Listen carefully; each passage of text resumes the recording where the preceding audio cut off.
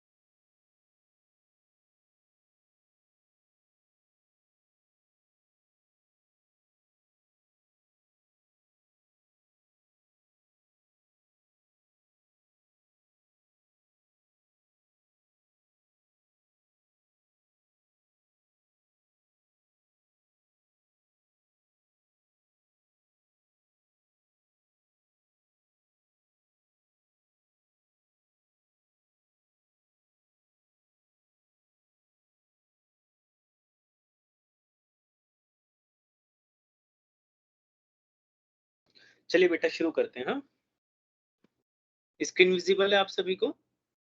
Yes sir. Yes sir.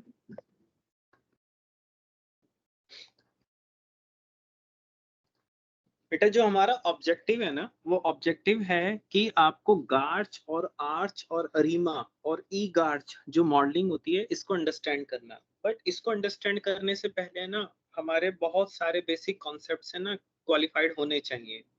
तो आज की जो हमारी क्लास होगी ना फुल्ली डेडिकेटेड होगी उन क्वालिफाइड कॉन्सेप्ट्स को लेकर।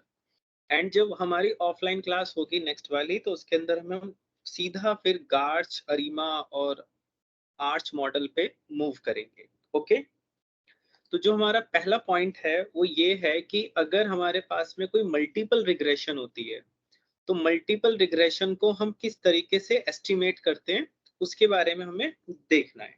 ठीक है, तो टॉपिक फर्स्ट टॉपिक इज कि estimation of multiple regression equation. तो अब अगर मेरे पास एक इक्वेशन है जिसमें कई सारे वेरिएबल्स हैं, तो जैसे कि मैंने लास्ट ऑफलाइन क्लास में बताया था कि सपोज मेरे पास एक वेरिएबल है y and it depends upon a variable x1।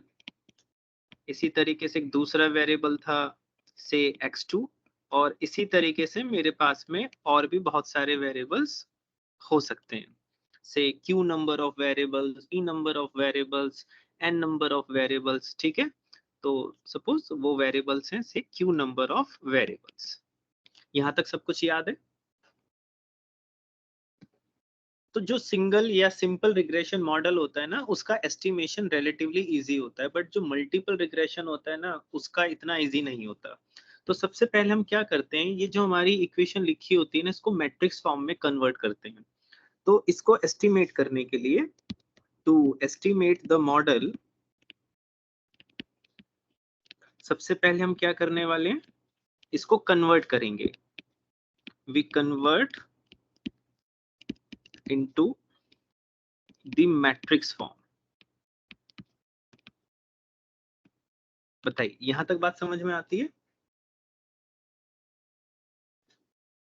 बेटा बताइए, पॉइंट क्लियर है? यस ठीक है, सर। Yes sir. अब ये मैट्रिक्स फॉर्म में कन्वर्ट होने का क्या मतलब है? इसका ये मतलब है कि ये जो y है लेफ्ट हैंड साइड पे, ये कुछ ना कुछ ऑब्जर्वेशंस होंगे ना, एक डेटा सेट होगा आपके पास में। तो सपोज y की जो ऑब्जर्वेशंस थी वो ऑब्जर्वेशंस थी से y1, y2, y3, और इस तरीके से मेरे पास में n नंबर ऑफ ऑब्जर्वेशंस थी। तो इसकी हमने क्या कर ली, एक मैट्रिक्स बना ली। ठीक है, और इसको हमने किससे डिनोट कर दिया, से स्मॉल y से हमने इसको डिनोट कर दिया। आप इसको कैपिटल Y से भी डिनोट कर सकते हो। ठीक है, यहां तक बताइए बात समझ में आती है? तो एक जो मैट्रिक्स होती है उस मैट्रिक्स का ऑर्डर क्या होता है, जैसे कि मान लीजिए कि हमें अपनी 12th क्लास से पता है कि अगर मेरे पास A B C D एक फॉर्म में मैट्रिक्स लिखी है तो इसमें कितनी रोज एंड कितने कॉलम्स हैं, 2 रोज हैं एंड इसके अंदर में 2 कॉलम्स हैं, तो इसका जो ऑर्डर होता है वो हम यहाँ पर लिख देते हैं ना, तो 2 मल्टीप्लाइड बाय 2 दैट मीन्स इसके अंदर में 2 रोज हैं एंड 2 कॉलम्स हैं, तो इसी को आप इससे मैट्रिक्स का ऑर्डर कहते हैं। इसी तरीके से मान लीजिए मेरे पास है A B C D E F, तो इस मैट्रिक्स का ऑर्डर क्या है? 3 into 3 तो 3 by 3 2 cross 2 3 cross 2 हाँ ठीक है, तो इसके अंदर 3 रोज हैं एंड 2 कॉलम्स हैं, तो बताओ जो Y मैट्रिक्स है, Y मैट्रिक्स का ऑर्डर क्या है, ये जो हमने लिखी, n cross 1 तो इसका है n यानी कि n number of rose multiplied by 1 column, ठीक है। और जो ये हमारे पास में ये जो इधर वाला हिस्सा है, ये वाला जो पार्ट है, अदर देन योर रेसिडुअल्स, ठीक है, ये जो रेसिडुअल्स है इसकी भी हम एक मैट्रिक्स बना रहे हैं, और ये मैट्रिक्स को हम डिनोट कर रहे हैं कुछ इस तरीके से। तो फर्स्ट को नंबर्स का जो कॉलम होगा वो हमेशा 1 1 डॉट डॉट डॉट 1 1 से ही शुरू होगा, ठीक, x2 1 x3 1 x4 1, और इस तरीके से हम आगे की तरफ बढ़ते हैं। सिमिलरली x2 2 x2 1, इस तरीके से हम आगे वेरिएबल्स को बढ़ाएंगे। अभी आपको इसमें घबराने की जरूरत नहीं है कि ये क्या है क्या नहीं है, ठीक है, और ये अभी जब मैं आपको नंबर से कराऊंगा ना तो आपको ये पॉइंट्स क्लियर हो जाएंगे, तो उसमें आपको कोई टेंशन लेने की जरूरत नहीं होगी। इस मैट्रिक्स को हम x से डिनोट करेंगे, और जो ये बीटा वाले नंबर्स हैं, बीटा 1 बीटा 2, ये सब के सब, इन सबको हम b मैट्रिक्स से डिनोट करेंगे, और ये जो आपकी रेजिडुअल्स हैं इसको हम रेजिडुअल मैट्रिक्स से डिनोट करेंगे। तो ये पूरी की पूरी जो इक्वेशन होती है ना, मैट्रिक्स फॉर्म में कन्वर्ट होके इस तरीके से आ जाती है, y is equal to x beta plus में u। तो जो आपको मेन याद रखना है ना, वो इसको याद रखना है। तो जो भी आपकी मल्टीपल रिग्रेशन इक्वेशन होगी ना, इन सबको जब मैट्रिक्स फॉर्म में हम कन्वर्ट करते हैं ना, तो वो ये आ जाती है। हम कैसे जानते हैं कि ये ऐसे आ जाती है, जैसे ये y था, इस y को हमने डिनोट किया इस वाली से, तो ये तो रिप्लेस कर देगा इसको, और ये जो पूरा यहाँ से लेकर यहाँ तक आपके पास में ये जो सारी चीजें हैं, इसको रिप्लेस कौन कर देगा? ये x रिप्लेस कर देगा।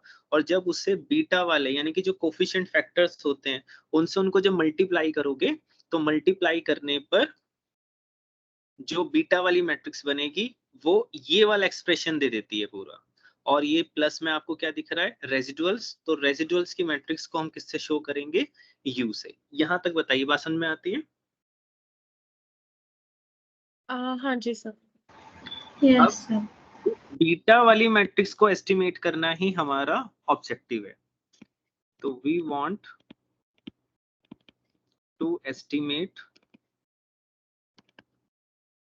ये वाली, तो इसको एस्टिमेट करने के लिए we will use this formula x prime x inverse multiplied by x prime y, ठीक है। बस इस इक्वेशन को जब हम ध्यान रखेंगे तो हमें समझ में आ जाएगा। जहां पर ये जो x प्राइम है, इसको नोटेशन वाइज हम x t भी कह सकते हैं, and this is nothing but the transpose of a matrix,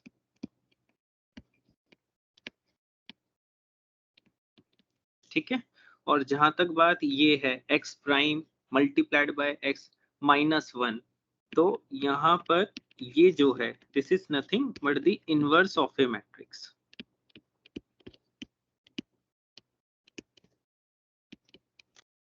बताइए, यहाँ तक बात समझ में आती है? Yes sir. अब यहाँ पर कुछ बेसिक बातें हैं, सम बेसिक कॉन्सेप्ट्स अबाउट मैट्रिसेस। जैसे मान लीजिए कि मेरे पास एक मैट्रिक्स है, मैट्रिक्स का नाम है सपोज A, एंड इस मैट्रिक्स में से नंबर्स हैं से 2 1 3 4 5 से एंड 2। एक मेरे पास में दूसरी मैट्रिक्स है और ये मैट्रिक्स है से 1 3 4 2 0 1। जरा मैट्रिक्स ए का ऑर्डर बताएंगे क्या है? 3 into 2. 3 into और बी मैट्रिक्स का ऑर्डर बताएंगे? 2 by 3. 2 into 3. 2 into 2। ठीक है। अब अगर हम ये पता करना चाहते हैं कि ए और बी का मल्टीप्लिकेशन क्या होगा, तो हमेशा ध्यान रखिए 3 into जो 3. आपकी जो पहले वाली मैट्रिक्स होगी, जो यानी कि मैट्रिक्स पहले लिखी गई है, उसका नंबर ऑफ कॉलम पोस्ट वाली मैट्रिक्स की नंबर ऑफ रोज के बराबर होना चाहिए। This is the foremost condition for the multiplication. तो पहले वाली मैट्रिक्स में नंबर ऑफ कॉलम्स कितने हैं? 2 हैं। आगे वाली मैट्रिक्स में नंबर ऑफ कॉलम्स रोज कितनी है? 2 हैं। तो ये दोनों है ना इक्वल होनी चाहिए। अगर इक्वल नहीं है तो मैट्रिसेस में मल्टीप्लाई नहीं हो सकती। बताइए, यहाँ तक बात समझ में आई? Yes, sir. अब ये जब सर मल्टीप्लाई करेंगे, सर हाँ बेटा बोलिए। मतलब एक रो और एक कॉलम इक्वल होना चाहिए, एक का रो और दूसरे का कॉलम। हाँ, जो मैट्रिक्स आप पहले लिखने वाले हो ना, उसकी number Okay. Of column. Okay okay ठीक है। और जो मैट्रिक्स पीछे लिखी होगी, जैसे इसमें बी पीछे लिखा हुआ है, तो उसकी जो नंबर ऑफ रोज हैं वो नंबर ऑफ कॉलम्स पहले वाली मैट्रिक्स के बराबर होने चाहिए। ओके। जैसे हम मल्टीप्लाई करते हैं नॉर्मली, जैसे 2 into 3 या 3 into 2 लिखते हैं, लेकिन मैट्रिक्स में ऐसा नहीं है। ए क्रॉस बी तो ए क्रॉस बी ही होना चाहिए। हाँ हाँ, ओके मतलब आप ये कह रहे हो ना बेटा कि जैसे 5 मल्टीप्लाइड बाय 4 is 20 हाँ। And 4 multiplied by 5 is also is also 20। 20। हाँ, यस सर। इसको ना कम्यूटेटिव प्रॉपर्टी कहते हैं। तो मैट्रिक्स में ऐसा नहीं होता। Okay sir. ठीक है, तो इस बात का हम ध्यान रखेंगे। तो बताइए ए मैट्रिक्स क्या है मेरी? 2 1 3 4 5 एंड 2। इसको मुझे मल्टीप्लाई करना है बी से। तो बी मैट्रिक्स क्या है मेरी? 1 3 4 2 0 एंड 1। ठीक है यहाँ तक? अब जरा इसके ना मल्टीप्लाई को ध्यान देना। ये जो आपकी पहली रो है, ये वाली जो रो है, इसको इस पूरे कॉलम से आपको कॉरस्पॉन्डिंग नंबर्स के साथ मल्टीप्लाई करना है कुछ इस तरीके से। देखिएगा 2 की 1 से मल्टीप्लाई, तो बताइए 2 की 1 से मल्टीप्लाई कितनी आएगी? इस नंबर की इस 1 2 आ जाएगी। ठीक है। 2. इस 1 नंबर की 2 के साथ मल्टीप्लाई करो तो कितना आएगा? 2. 2 आएगा। तो उसको इसी नंबर के साथ प्लस कर दीजिए। तो पहली रो की पहले कॉलम के साथ मल्टीप्लिकेशन पूरी हो गई। अब ये प्रोसेस सेकंड कॉलम के साथ फिर से रिपीट कीजिए। इस 2 की 3 के साथ मल्टीप्लाई कीजिए तो कितना आएगा? 6 1 को फिर 0 के साथ करेंगे तो कितना आएगा? 0 ठीक है। अब फिर से यही प्रोसेस थर्ड कॉलम के साथ रिपीट कीजिए। 4 2 से 8 ये 8 आएगा और ये 1 आएगा। 1। ठीक है। तो आपने पहले वाली मैट्रिक्स की रो की सारे कॉलम से मल्टीप्लिकेशन कर दी है। तो अब इसी तरीके से सेकंड रो की तीनों कॉलम से, थर्ड रो की तीनों कॉलम से मल्टीप्लाई करते हैं। ठीक है। तो बताइए अब 3 की और 4 की करनी है। तो 3 की मैं पहले किससे मल्टीप्लाई करूं? 3 into 1. तो 3 into 1। सेकंड नंबर बताओ। 4 into 2 is मल्टीप्लाई 8. बाय 2, तो ये 8. 8 हो जाए। ठीक है। नाउ 3 की 3 से मल्टीप्लाई कीजिए 9। 4 की 0 से करेंगे तो इट विल बिकम 0। अगला करिए 3 मल्टीप्लाइड बाय 4 12 एंड 4 की 1 से करेंगे 4। ओके। अब अगली बताइए। 5 plus 4. तो 5 प्लस 4। नेक्स्ट बताइए। 15 plus 0. 15 plus 0 then 20 plus 2. ठीक है। क्योंकि मेरा ऑब्जेक्टिव है ना यहाँ पर आपको मल्टीप्लिकेशन सिखाना तो नहीं था, यहाँ कुछ और सिखाना है। बस ये एक बार नंबर्स कैलकुलेट हो जाए। Excuse me sir. हाँ बेटा। हाँ सर, आज हम कौन सा टॉपिक कवर करेंगे?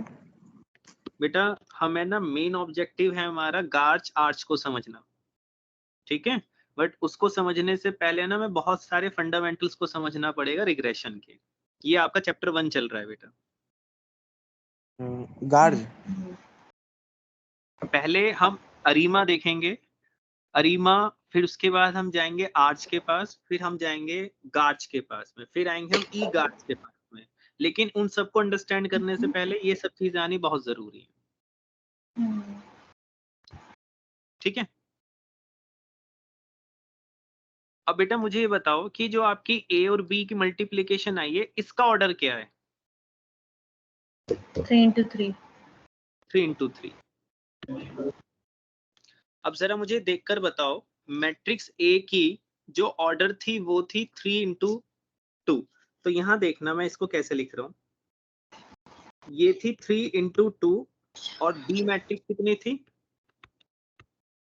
2 into 2 3. into 3। जब हमने इनकी मल्टीप्लाई की तो मल्टीप्लाई करके जो नई मैट्रिक्स आई है उसका ऑर्डर क्या आया? 3 और 3। हमने ये सीखा जब दो मैट्रिसेस की मल्टीप्लाई होती है तो जो मैट्रिक्स पहले रखी जाती है उसकी नंबर ऑफ रॉज और पीछे वाली मैट्रिक्स की नंबर ऑफ कॉलम्स, प्रोडक्ट जो निकल कर आता है उसका ऑर्डर बनाते हैं। बताइए बात समझ में आ गई आपको? Yes, sir. ठीक है।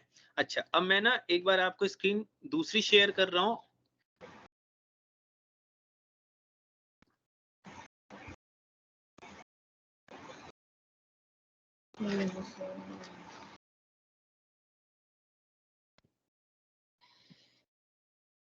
ये एक्सेल नजर आ रहा है आपको?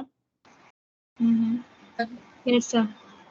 ठीक है, बताइए जो मैट्रिक्स हमने लिखी थी ए, वो मैट्रिक्स क्या थी? वो मैट्रिक्स थी हमारे पास में 2 3 एंड 5 और एक मैट्रिक्स है 1, एक मैट्रिक्स है 4, मैट्रिक्स है 2। तो this is my B matrix कितनी है?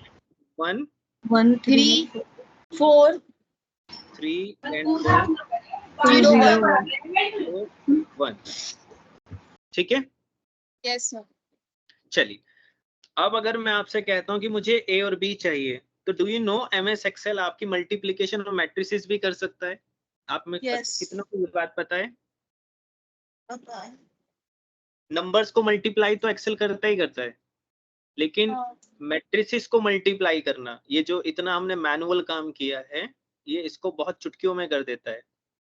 तो सबसे पहले आपको क्या करना होगा, ऑलवेज डिसाइड कि मल्टीप्लाई करने का ऑर्डर क्या आएगा। तो बताओ हमारा ऑर्डर कितना निकल कर आया था यहाँ से मल्टीप्लाई वाला?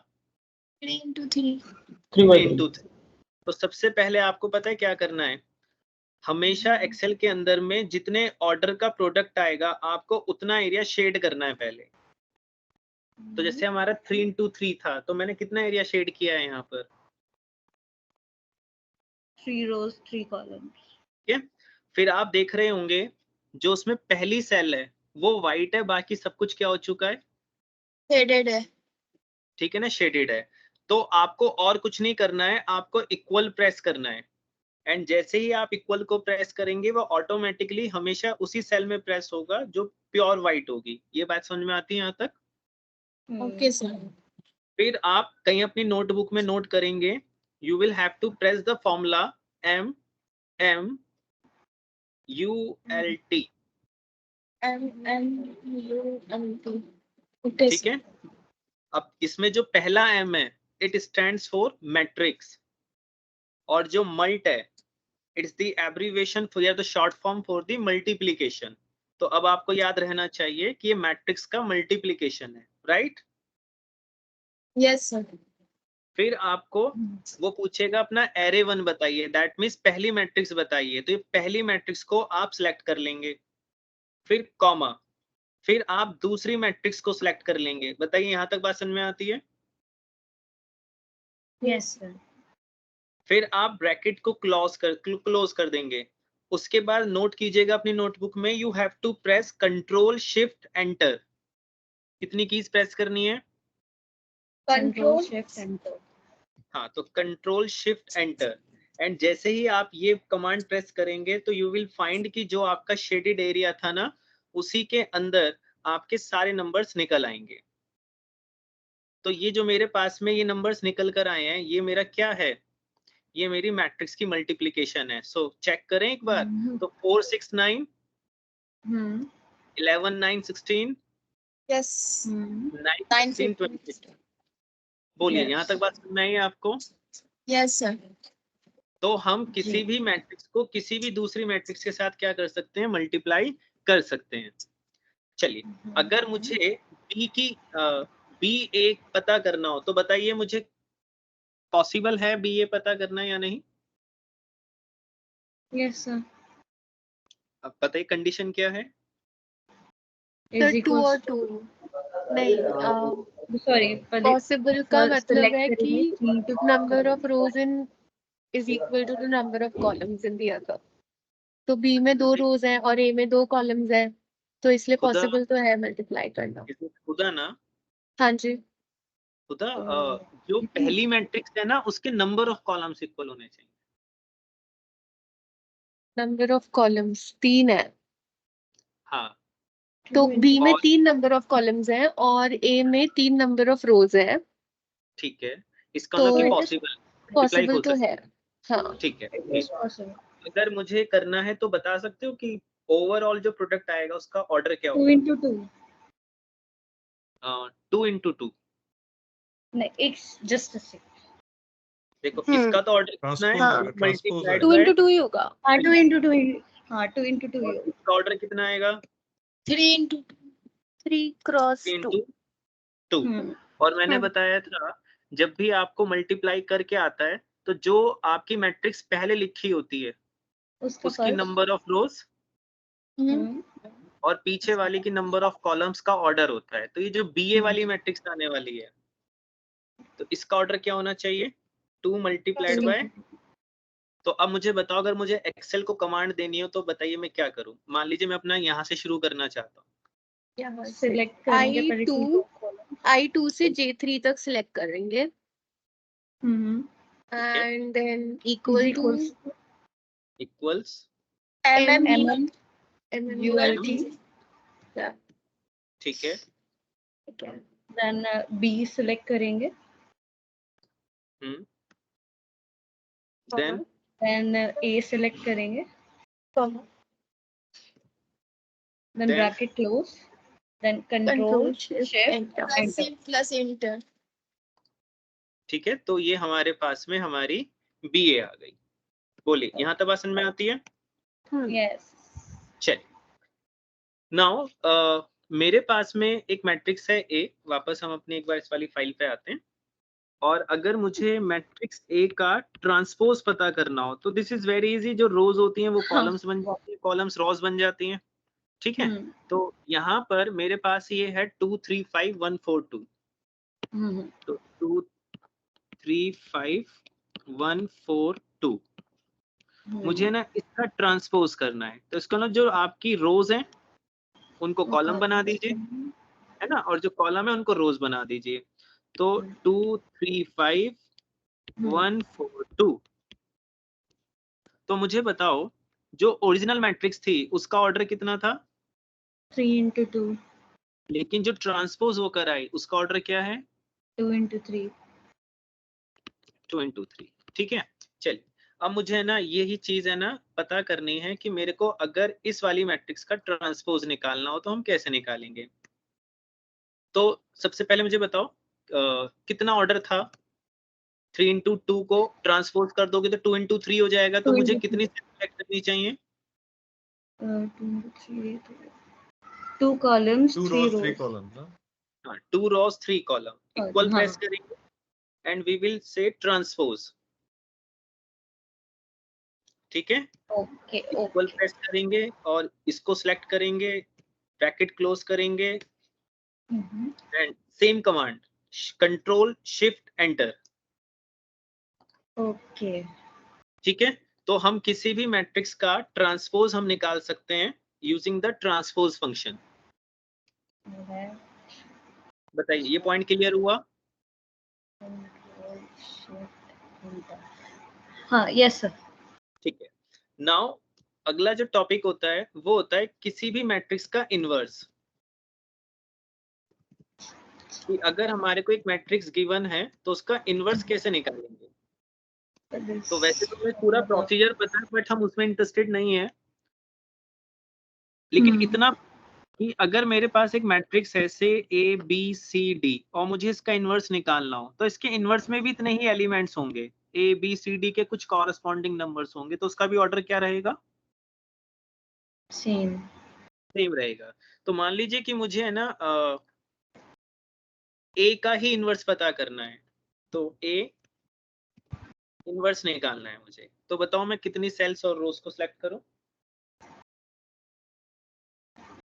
3 rows, 2 columns. तो 3 रोज एंड 2 कॉलम्स, ठीक है। इक्वल प्रेस करेंगे हम और यहाँ पर लिखेंगे एम इनवर्स, हाँ, ठीक है। एम स्टैंड्स फॉर मैट्रिक्स और इनवर्स आप समझ ही गए हो, हाँ. ठीक है। आप उस मैट्रिक्स को सिलेक्ट करेंगे, क्लोज करेंगे, कंट्रोल शिफ्ट एंटर, एक सेकेंड।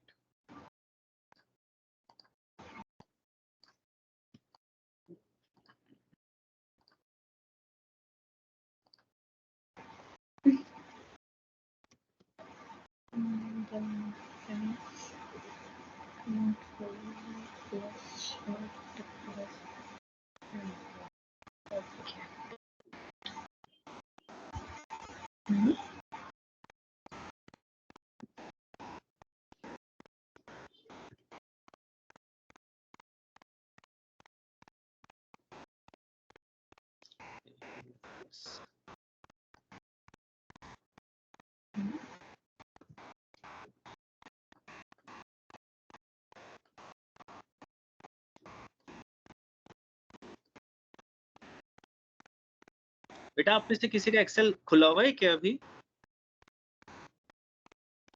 सर मैं ट्राई करती हूँ, एक बार देखना कि मेरे 2 मिनट दीजिए। Sir, I think उसका साइज की वजह से तो नहीं हो रहा। नहीं, साइज से तो कुछ फर्क नहीं पड़ता है इसका। अगर मैं एक सेकंड, बिकॉज पहले ऐसे ही हो रहा था ना। हाँ मैंने अभी जस्ट गूगल किया तो ऐसे ही होता है जैसे बता रहे हैं आप। हाँ ऐसे ही होता है, किसी और सेल पे करता हूँ।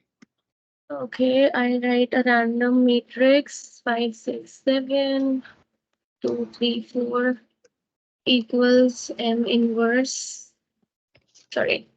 Sir, I am also getting the same error. Same error आ रही है क्या। Probably हमारे ऑपरेशन में कोई इशू है। You said shift control enter, right? हाँ control shift Control shift enter equals to M inverse. I also get the same error, but why? If I do a simple enter, then also. Simple enter पे नहीं करेगा, मुझे 1 minute दीजिए, रुकिए।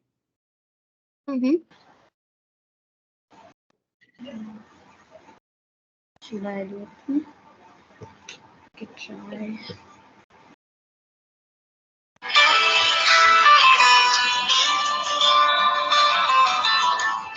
Oh sir ये text है, ये ना आई थिंक ये आप ना इसका नंबर बनाइए, ठीक है, and control shift enter probably.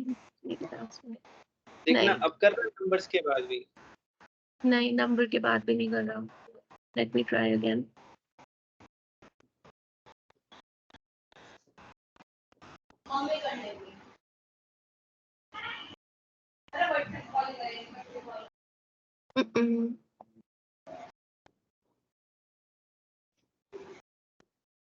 Oh sir M inverse को equal number of rows and columns चाहिए होते हैं, वो स्क्वायर मैट्रिक्स का करता है हमेशा। अच्छा हाँ ठीक है गॉट इट, वो स्क्वायर मैट्रिक्स होनी चाहिए। हाँ खैर एनीवे, सपोज कर लो कि हमारे पास कोई एक मैट्रिक्स है, वो उसमें हम स्क्वायर बना लेंगे, वो तो जब हम रिग्रेशन करेंगे। तो सपोज मैट्रिक्स मेरे पास होती से x and suppose this is 2 and 1 and say 3 and say 4, right. और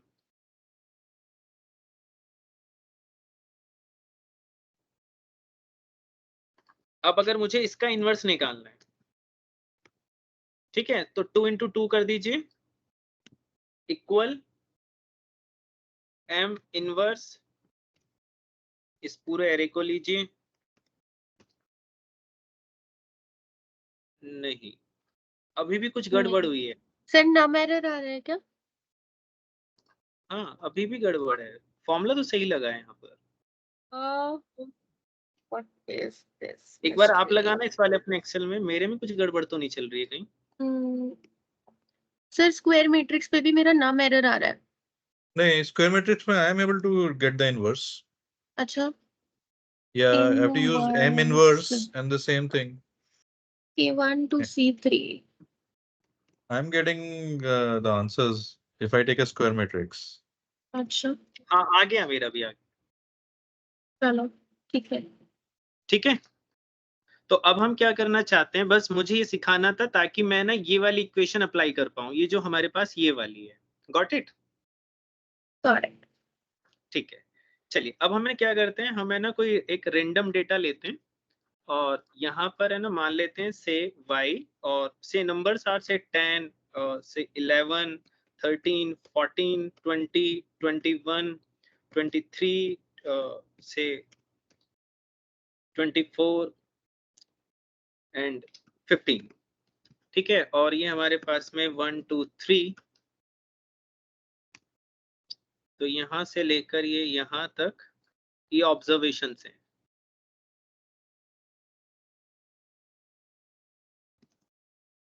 इसी तरीके से हमने एक वेरिएबल लिया से x1, एक अनदर वेरिएबल है से x2। ठीक है, तो ये भी मैं रैंडम ही ले रहा हूँ, एज सच कोई फिक्स नहीं है। से नंबर्स आर से 9 7 9, इसको थोड़ा 9.5 कर लेते हैं, 10 13 15 21 8 6, एंड ऐसे ही हमने से x2 लिया और इसके नंबर से हमने लिए हैं 5 8 11 13 13.5 18.9 22 14 एंड 8। ठीक है, अब आपको सबसे पहला काम पता है क्या करना है, ये जो एक है हमारे पास y, ये हमारे एक मैट्रिक्स की तरह काम करेगा जो हमने ये वाला नंबर लिया है। नाउ यू कैन कनेक्ट कि ये नंबर्स क्या हैं। ठीक है, अब समझ पा रहे हैं कि ये y मैट्रिक्स कौन से वाली होगी, ये वाली ऑब्जर्वेशंस होंगी, बताइए। ओके, ठीक है, एक ऑब्जर्वेशन मैं और बढ़ा रहा हूँ, ठीक है 10 पे ही आ जाएंगे हम, से 6 और से यहाँ 9 ले लेते हैं और से यहाँ पर 17। ठीक है, और अब ये जो हम x बनाएंगे ना, वो बनाएंगे एक तो ये वाली मैट्रिक्स, और इसके साथ में एक कॉलम हम हाइपोथेटिकली ऐड करेंगे 1 1 से। तो ये जो आपके पहले नंबर्स होंगे ना, वो इसको इनकॉर्पोरेट कर लेगा यहाँ पर, तो एक पूरी कंबाइन हमारे पास ये मैट्रिक्स बनेगी। ठीक है, यहाँ तक बात बताइए। Okay, clear? चलिए, तो अब हमारा है ना सबसे पहला काम है इस इक्वेशन में ये सब करना। अब हमारे को हमारा x भी पता है, अब हमारे को हमारा y भी पता है, तो बताइए हमें सबसे पहले क्या करना होगा, x ट्रांसपोज निकालना होगा। x ट्रांसपोज, हाँ ठीक जी, है ना, और x है हमारे पास में ये पूरी मैट्रिक्स। ठीक है, तो सबसे पहले जो हमारे पास में मैट्रिक्स x है, इसका ऑर्डर बताओ क्या है। 10/3, तो इसका 10 ऑर्डर क्रॉस कितना 2। होगा, तो ये 10 क्रॉस नहीं 3 होगा ना सर? ओके, ये पूरी है। ठीक है ना, तो यहाँ से लेकर यहाँ तक इसका कितना बन रहा है 10/3। क्लियर है यहाँ तक? तो अब मुझे बताओ, अगर मुझे इसका ट्रांसपोज लेना हो, यानी कि x प्राइम लेना हो, तो उसका ऑर्डर क्या होगा, 3/10। तो वो जाएगा 3/10। तो अब अगर मुझे ट्रांसपोज निकालना है तो मुझे बताओ, अगर मैं यहाँ से शुरू करना चाहता हूँ कि मुझे एक्स ट्रांसपोज चाहिए, तो मैं कितनी कॉलम और कितने रोज को सिलेक्ट करूँ? एक्स ट्रांसपोज 3 रोज, 3 रोज और 10 कॉलम्स। तो 3 3 6 और 8, यहाँ तक 10 हो गए। ठीक है, तो बताइए कैसे करूँ अब मैं? मुझे इसका ट्रांसपोज लेना है। इक्वल टू ट्रांसपोज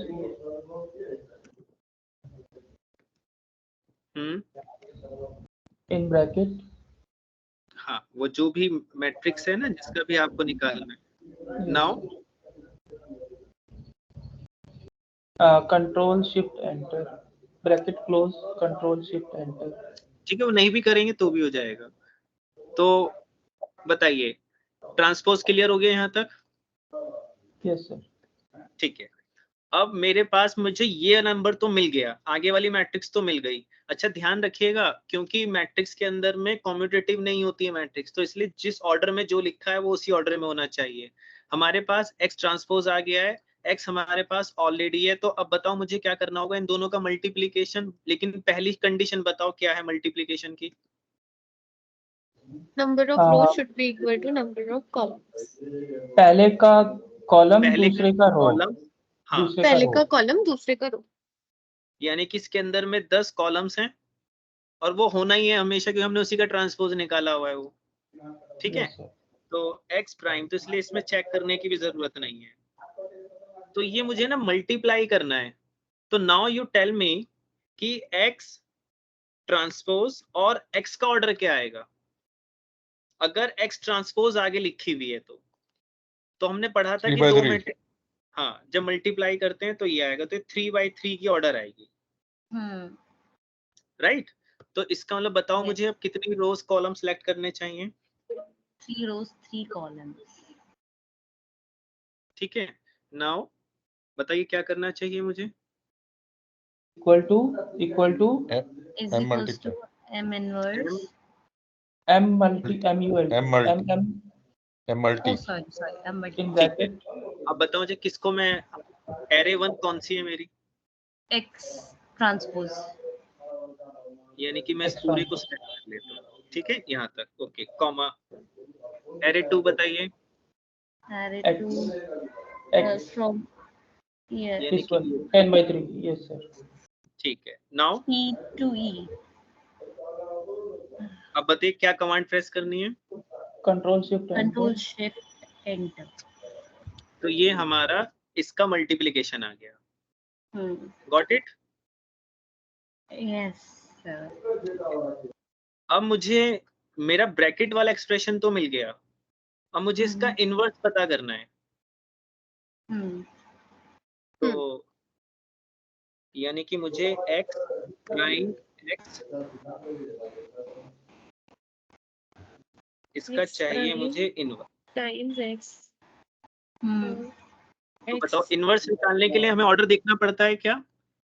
वो जितनी yes मैट्रिक्स होती है Same। तो इसमें square सेम है। matrix 3 into 3 ठीक है, तो बताओ अब क्या करूं? equal to m inverse is equals to m inverse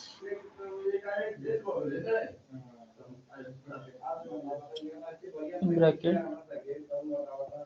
x transpose x yes। तो हमारे पास में ये इनवर्स वाली आ गई है।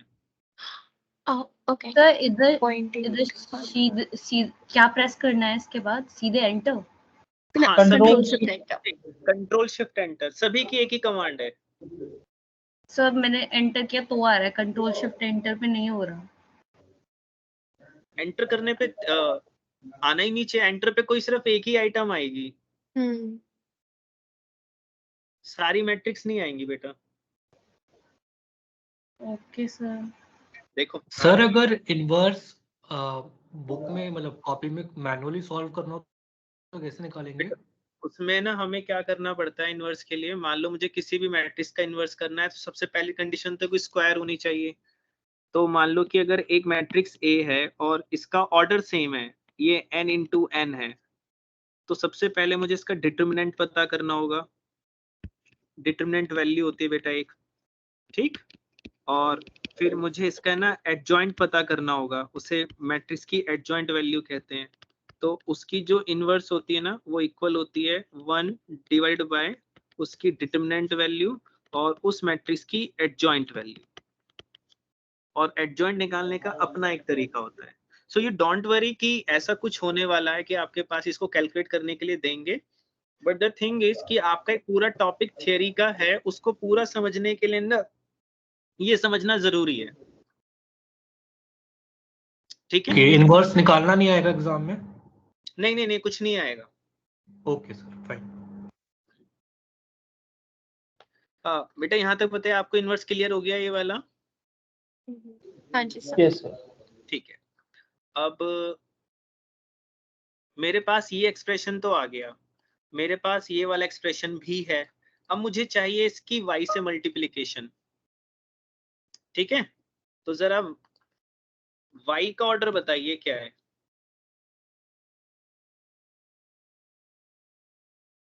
y का ऑर्डर हुआ 10 क्रॉस 1। 1। और अगर मुझे y sorry x prime y का ऑर्डर चाहिए, x प्राइम टाइम्स y। हाँ 3/3। तो x प्राइम है 3 into 10 और y है हमारे Okay. पास में 10 into 1, तो 10 क्या आना into चाहिए? 3 into 1. 3 into 1। 3 into 1। 3 into 1। यहाँ पर हम x प्राइम y निकालना है, तो कितनी सिलेक्ट करूं बताइए? रोज कॉलम कितना होना चाहिए? 3 rows 1 column। 3 रोज 2 कॉलम, ठीक है। बताइए अब मैं क्या करूं? इक्वल इक्वल MULT, ठीक है। x and prime, then x prime और x प्राइम हमारे पास ये रही y। y, और y हमारे पास में ये रही यहाँ से लेकर यहाँ तक, ठीक है। कंट्रोल शिफ्ट एंटर करेंगे तो हमारे पास में ये 168 1923, ठीक है। गॉट इट, ठीक है। अब इसके बाद में मेरे पास में देखिए ये वाला एक्सप्रेशन भी आ गया और मेरे पास में ये वाला एक्सप्रेशन भी आ गया। अब मुझे इन दोनों को मल्टीप्लाई करना है, और ये ध्यान रखिएगा इनवर्स वाला पहले आ रहा है, तो इनवर्स वाला ये है, तो इसका ऑर्डर बताओ क्या है? इसका ऑर्डर हो जाएगा 3 क्रॉस 1। तो इसका ऑर्डर हो गया 3 into 3। इनवर्स का खाली इस वाली इनवर्स का 3 क्रॉस 3, ठीक है। और जो ये वाला है, इसका ऑर्डर कितना है? इसका है 3, वो तो हमने कर ही रखा है, ठीक है। अब अगर हमारे को इन दोनों का मल्टीप्लिकेशन करना है तो ध्यान से सुनिएगा, इनवर्स वाली का इसके साथ मल्टीप्लिकेशन करना है। इसका ऑर्डर है 3 into 1 और उसका ऑर्डर है 3 into 3। तो बताओ प्रोडक्ट का क्या ऑर्डर आना चाहिए? 3 into 1। रिजल्ट का ऑर्डर या 3 into 1। कितना आना चाहिए? 3 into 1 आना चाहिए, ठीक है। तो यानी कि जो हमारी बीटा या बी मैट्रिक्स होनी चाहिए उसका ऑर्डर होना चाहिए 3 into 1। तो एज ए रिजल्ट मुझे कितनी सिलेक्ट कर लेनी चाहिए चीजें? 3। तो इक्वल बताइए, मैं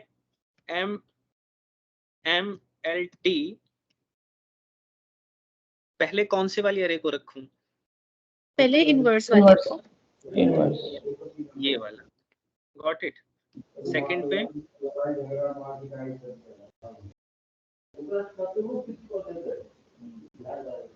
3/1 x transpose y। Yes sir. यहाँ तक बताइए बात समझ में आती है? Yes sir.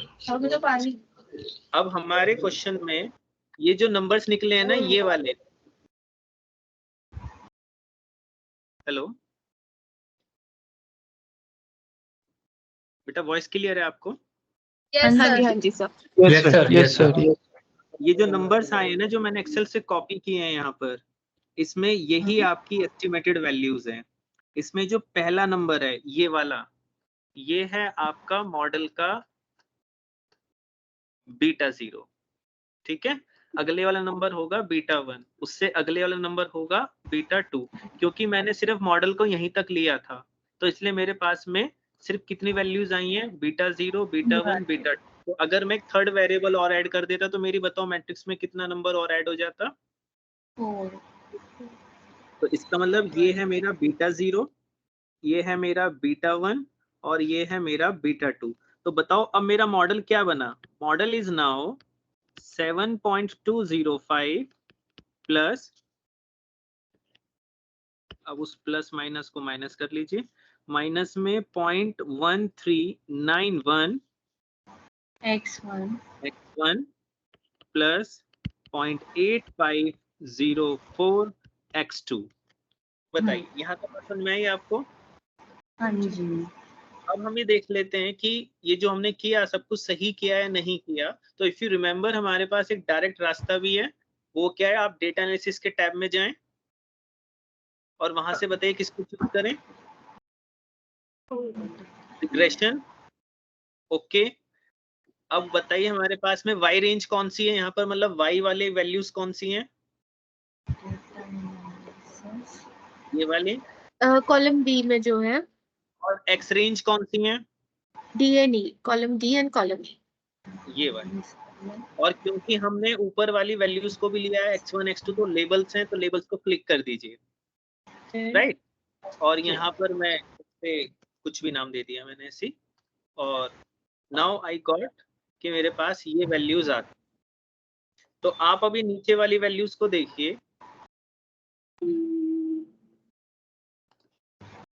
First 7.20, second number is this one and the third number is this one. Yes. तो अब जो आपका स्टडी मटेरियल है ना, उस स्टडी मटेरियल में आपको ये चीज नजर आनी चाहिए।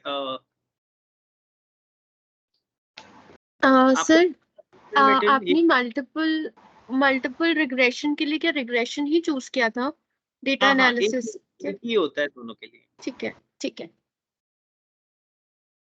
बेटा अब आप यहाँ पर देखिए estimation of your regression model. So this summary output gets auto generated? हाँ सर, ये आपके पास ऑटो जनरेट। आज हमारा टॉपिक ये भी है इसके जो बहुत सारी चीजें ना, इनको कैसे कैलकुलेट करना है, यही आपके स्टडी मटेरियल का पार्ट भी है। Okay. सर मैच हो रहा है हमारा रिजल्ट कोएफिशिएंट से। क्या हो रहा है सर? मैच हो रहा है हमारा रिजल्ट कोएफिशिएंट से, हमारे जो 3 आए हैं वो सेम आ रहे हैं। तो अब आप इससे एक बात और समझ गए होंगे आप कि जिन्होंने भी एमएस एक्सेल की प्रोग्रामिंग की होगी तो पहले कोडिंग हुई होगी सब चीजों की, है ना। उस कोडिंग के अंदर में बताइए किसका रोल रहा होगा। मतलब ये मैथमेटिक्स की कौन सी टेक्निक का रोल यूज किया है हमने यहाँ पर? स्टैटिस्टिक्स नहीं, अभी हमने जब मैनुअल कैलकुलेशंस किए हैं तो matrix multiplication and matrix operations. तो इसलिए क्या होता है कि इसीलिए मैथमेटिक्स में बहुत बड़ा रोल है हर टॉपिक का। तो रिग्रेशन के केस के अंदर में तो मैट्रिसेस के हिसाब से कोडिंग की जाती है। तो आपका जो मटेरियल है, आई थिंक अब आपको समझने में कोई प्रॉब्लम तो नहीं होनी चाहिए कि मॉडल फॉर्मुलेशन में ये क्या है और अब ये क्या है और अब ये बी क्या है। ऑलराइट, ठीक है, तो यहाँ तक आपकी कहानी ये है पूरी। ठीक है Sir, what kind of question should we expect from this topic? Sir, इसमें तो तीन तरह के क्वेश्चंस मान लीजिए सर। पहला क्वेश्चन ये है कि आपको है ना सीधा सीधा पूछा जाए कि how will you estimate a multiple regression model, ठीक है ना। तो एज अ शॉर्ट नोट, तो उस शॉर्ट नोट के अंदर में सर आपको ये पूरी वाली बात लिखनी होगी जो यहाँ पर आपको नजर आ रही है। Okay. राइट। सेकंड हो सकता है कि आपको कोई मॉडल बना बनाया दे दिया जाए, जैसे अभी हमारा जो मॉडल है ये बनकर आया है, ठीक है। और इसके साथ आपको कुछ वैल्यूज और दे दी जाए, जैसे कि अभी जो हमारी समरी आउटपुट आई हुई है इसके अंदर में आपको स्टैंडर्ड एरर्स और ये सब चीजें भी दी जाए, तो वो उसकी इंटरप्रिटेशन आपसे पूछ सकता है। I see. Got you.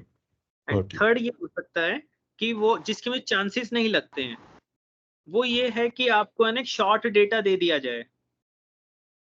जैसे कि यहाँ पर ये मैंने नंबर दिए हुए हैं, तो हो सकता है नंबर और इजी फॉर्म में आपको दे दिए जाए और आपसे कह दिया जाए कि इसका ना कैलकुलेशन करो, मतलब निकालो। अब अगर ये 2 वेरिएबल होता ना तो सर ये बहुत इजी हो जाता। ये मैं लास्ट क्लास में करा चुका हूँ ऑफलाइन मोड में। लेकिन मल्टीपल में प्रॉब्लम क्रिएट करता है, तो मल्टीपल में फिर हमारे को सारा काम है ना मैनुअली करना पड़ता है। तो इंस्टेड ऑफ हो सकता है कि वो आपको 10 ऑब्जर्वेशंस ना दे, आपको 4 ही ऑब्जर्वेशन दे दे बस, Got you. है ना। तो बस ये ध्यान रखने वाली बात है, चांसेस बहुत कम है इस वाले पॉइंट के। 2 तरह के चांसेस ज्यादा हैं कि एक ऑलरेडी एक मॉडल दिया जाए विद सम अदर पैरामीटर्स और आपसे इंटरप्रिटेशन पूछी जाए, और एक है कि आपसे सीधी सीधी थ्योरी पूछ ली जाए कि बताइए इसका क्या है। तो आई होप अब आपको ये वाला एक्सप्रेशन समझ में आ गया होगा कि इसका क्या मतलब। So in interpretation, typically, what all do you, I mean, is there वो भी मैं a, कराने वाला हूँ सर कि okay, इंटरप्रिटेशन हम okay, कैसे करेंगे। okay, great. बेटा किसी को भी कोई प्रॉब्लम यहाँ तक समझने में अभी तक? सर हमने 111 क्यों लिया था x में, बेटा तो उसका कोई रीजन है? बेटा अगर मैं इसको 1 1 नहीं लूंगा ना तो ये यहाँ Okay. पर जो मैट्रिक्स आने वाली है ये कभी भी स्क्वायर मैट्रिक्स नहीं आएगी फिर। ओके एक ठीक है। रीजन तो ये है। दूसरा रीजन ये है कि जब आप इस मैट्रिक्स को करते हो ना यहाँ पर, तो ये इससे पहले इस वाली फॉर्म में होती है। तो ये जो b का नंबर है ये जब तक 1 1 नहीं रखोगे ना वो इस वाले एक्सप्रेशन पे रिटर्न नहीं कर पाएगा। And also, beta 0। yeah, वो intercept is constant ना, so that's why we you're intercept using. Constant ना, क्योंकि इसके साथ यहाँ इसका कोफिशिएंट 1 है, तो हर Yeah. ऑब्जर्वेशन अच्छा। के लिए वो 1 1 1 हो जाएगा। Right. Fine sir. ठीक है।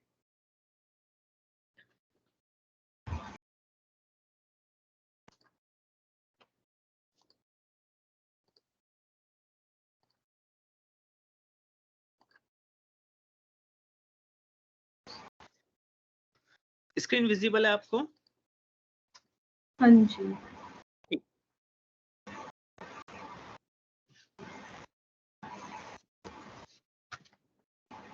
अब मैं आपके सामने एक डायग्राम बना रहा हूँ और इस डायग्राम से ना आपकी फाउंडेशन तैयार होगी आपके आर्च गार्च और सारे मॉडल्स के लिए। तो इसलिए जहां पर भी आपको लगे ना कि कहीं पर भी कुछ इश्यूज हैं तो इमिडिएटली बता दीजिएगा, अदरवाइज मैं मान लूंगा कि आपको आ गया है समझ में।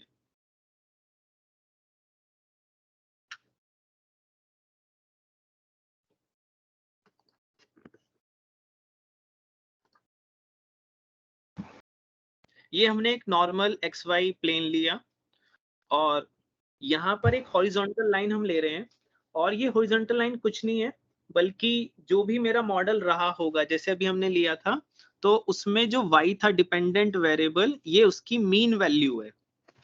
बोलिए यहाँ तक बात। यहाँ पर मैंने x लिया हुआ है और यहाँ पर expected value of y for a given value of x ली हुई है।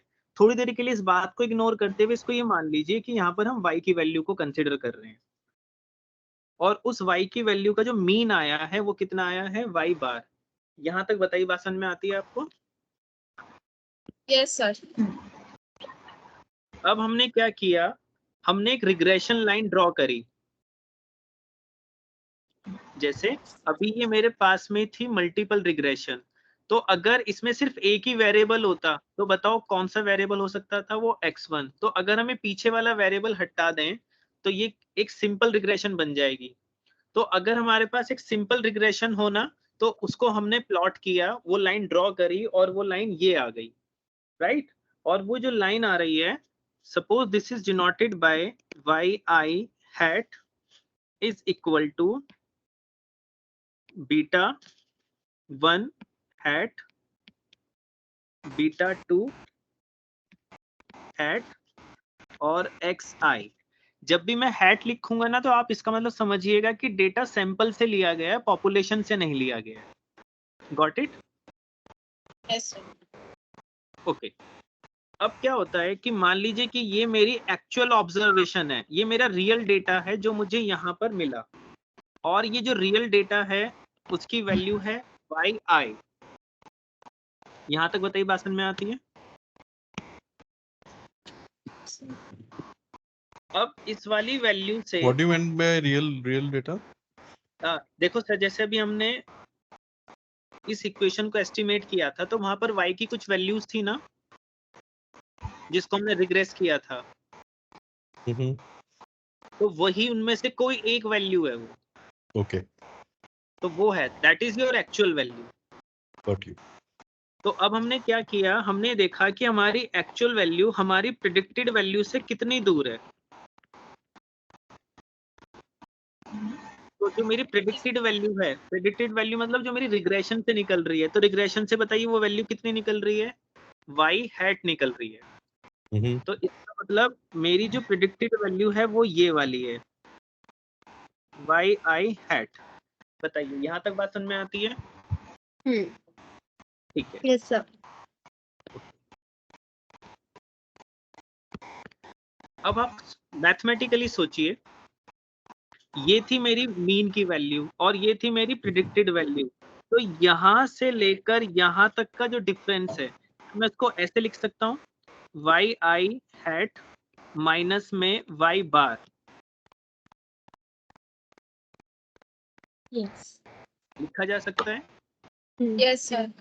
ठीक है। इतने डिफरेंस को कहा जाता है कि डिफरेंस ड्यू टू रिग्रेशन, मतलब इतना डिफरेंस तो रिग्रेशन की वजह से आया है कि ये जो रिग्रेशन की वैल्यू है और ये जो आपकी मीन की वैल्यू है, ये डिफरेंस सिर्फ रिग्रेशन तक का ही है। यहाँ तक भी बात समझ में आती है? What do you mean by difference due to regression? What is this इसका ये difference? मतलब है कि ये मेरी जो प्रिडिक्टेड वैल्यू है और जो इसकी मीन वैल्यू थी उसके बीच का डेविएशन कितना है। Okay, it's a deviation from mean. Okay. Deviation. हाँ, और ये जो आपकी एक्चुअल वाली वैल्यू थी यहाँ से लेकर और जो यहाँ तक की है, क्या इसको ऐसे लिखा जा सकता है, yi माइनस में yi हैट। बताइए हाँ या ना? हाँ जी सर। इसको कहा जाता है डिफरेंस ड्यू टू रेजिडुअल। इसका ये मतलब है कि जो Is the इतना error? हाँ, ये डिफरेंस तो रिग्रेशन से आया, दैट मीन्स कि वेरिएबल ने एक्सप्लेन कर दिया, दैट मीन्स x ने y के अंदर जो भी वेरिएशन आ रहे हैं इतना पोर्शन वो एक्सप्लेन कर पा रहा है, जबकि बाकी पोर्शन वो एक्सप्लेन नहीं कर पा रहा है। तो ये जो बाकी का पोर्शन है ये किसकी वजह से, एरर की वजह से, यानी कि रेजिडुअल की वजह से है। यहाँ तक बताइए, ये भी बात समझ में आती है? ओके। ठीक है। और ये जो मेरा रेजिडुअल है इसको हम डिनोट करेंगे u हैट से, और हैट का मतलब क्या है कि सब कुछ हम किससे निकाल रहे थे, सैंपल। Sample. सैंपल से निकाल। ठीक है। अब अगर ऐसा है तो इतने वाले पोर्शन को मैं बोल सकता हूँ कि इतना कुछ एक्सप्लेन हो पा रहा है और इतना कुछ एक्सप्लेन नहीं हो पा रहा है। एम आई राइट? ठीक है। तो अब जो मेरे पास चीज एक्सप्लेन हो पा रही है वो ये वाली है ना, इतने वाली चीज। तो अब मैं इसको यहाँ पर लिख रहा हूँ yi हैट माइनस में y बार। अब अगर मैं इसको स्क्वायर करता हूँ तो this is known as explained sum of squares, provided मैं इसके आगे सिग्मा भी लगाऊं। तो इस सब देखिए स्क्वायर्स क्यों हो रहा है, क्योंकि मैंने इसका स्क्वायर किया है।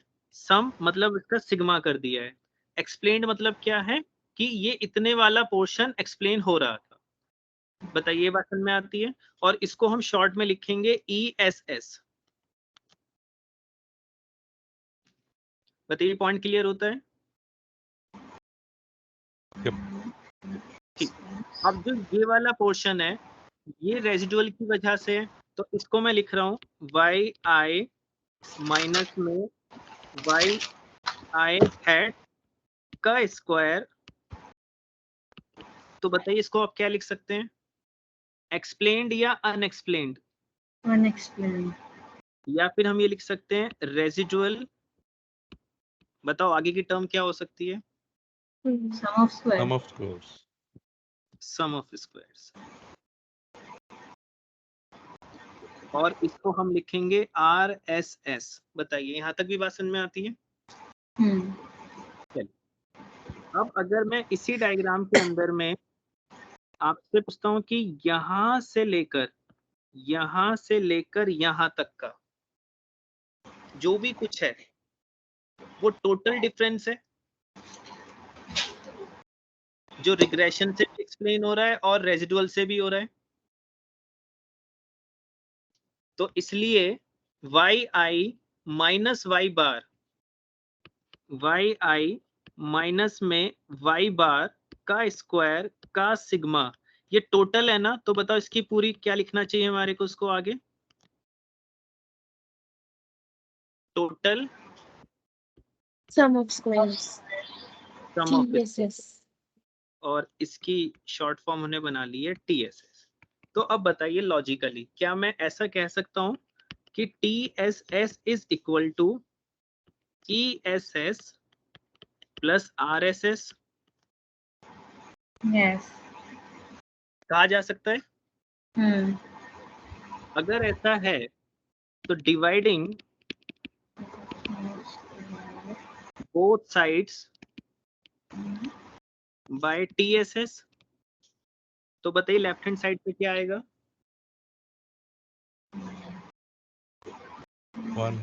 1। हाँ। और ये आ जाएगा ESS अपॉन में TSS, और ये आ जाएगा RSS अपॉन में TSS। Yep. ठीक है, इक्वेशन के हिसाब से बताइए मेरा TSS क्या था ये इक्वेशन में से, ये इक्वेशन। ठीक है, तो वो है सिग्मा yi माइनस में y बार स्क्वायर। तो इधर वाले में भी यही लिखा जाएगा। ठीक है, okay. Residual sum of squares का एक्सप्रेशन बताइए। So this TSS is variance only, right? TSS. हाँ, ये टोटल है कि y में कुछ चेंज आएगा x की वजह से, तो टोटल आएगा कुछ रेसिडुअल की वजह से और कुछ इस वेरिएबल की वजह से। Right, that's a total variance, right? Total variance. Sir yi hat change represent करते हैं। हैट का बेटा मतलब बस इतना सा है कि ये सैंपल का डेटा यूज किया था हमने पॉपुलेशन का नहीं। ठीक, ये मतलब है। सर हैट का मतलब एस्टिमेटेड वैल्यू। हाँ, ये भी मतलब है बिल्कुल। हाँ हाँ, वो एक्चुअल में बिकॉज हम अपनी रिग्रेशन लाइन से हैट को डिराइव कर रहे हैं and regression is our estimated value. Actual में हम ये पता करना चाहते हैं कि सैंपल के बेस पर पॉपुलेशन को एस्टिमेट कर रहे हैं। तो इसलिए ओके ओके ओके ओके। अब ये जरा एक्सप्लेन सम ऑफ स्क्वायर्स पे आइए। तो जो एक्सप्लेन सम ऑफ स्क्वायर्स है वो ये वाला नंबर है ना, ESS।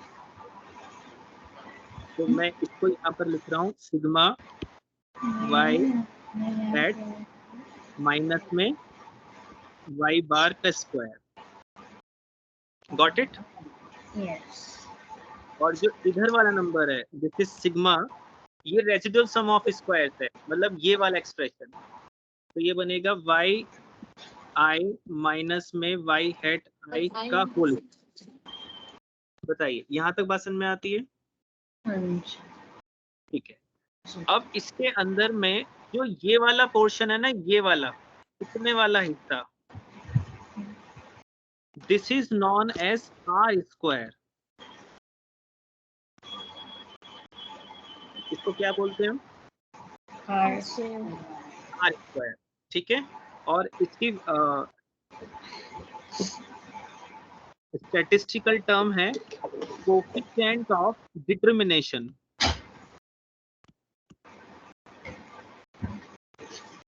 ठीक है, यहाँ तक बताइए। अभी इसकी इंटरप्रिटेशन भी देखेंगे, लेकिन आपको समझ में आ गया कि अगर इसको r स्क्वायर बोल रहे हैं तो बताइए क्या ऊपर वाली इक्वेशन ऐसे लिखी जा सकती है, 1 is equal to r square plus जो ये वाला एक्सप्रेशन है, इस वाले एक्सप्रेशन में जो ये वाली चीज है इसको आपने क्या नाम दिया था अभी थोड़ी देर पहले कि ये मेरा रेसिडुअल RSS है। रेसिडुअल का मतलब है कि UI हैट। तो इसका मतलब ये हुआ कि इसको लिखा जा सकता है सिग्मा UI हैट का whole square and sigma Y I minus में वाई बार का होल स्क्वायर, तो बताओगे यहाँ से आर स्क्वायर कितना निकलेगा? 1 माइनस सिग्मा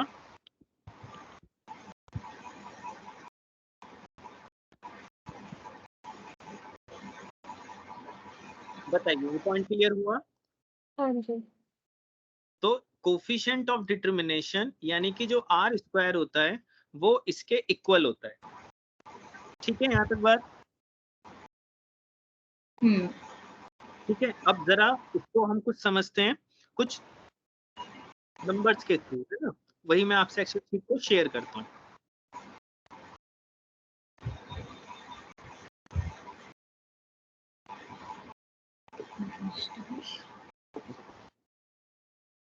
अब जरा यहाँ पर आ जाते हैं, एक बार हमने ना ये चीज निकाली थी, ठीक है। सपोज कर लीजिए कि उसने भी सिंपल रिग्रेशन में निकाली है, दैट मीन्स कि वहां पर मेरे पास ज्यादा वेरिएबल्स नहीं है, सिर्फ एक ही वेरिएबल है। तो मैं इसको पूरा का पूरा यहाँ से कॉपी कर रहा हूँ और यहाँ से हम एक हटा देते हैं सिंपल रखने के लिए। तो बताइए हम कैसे निकालते हैं रिग्रेशन?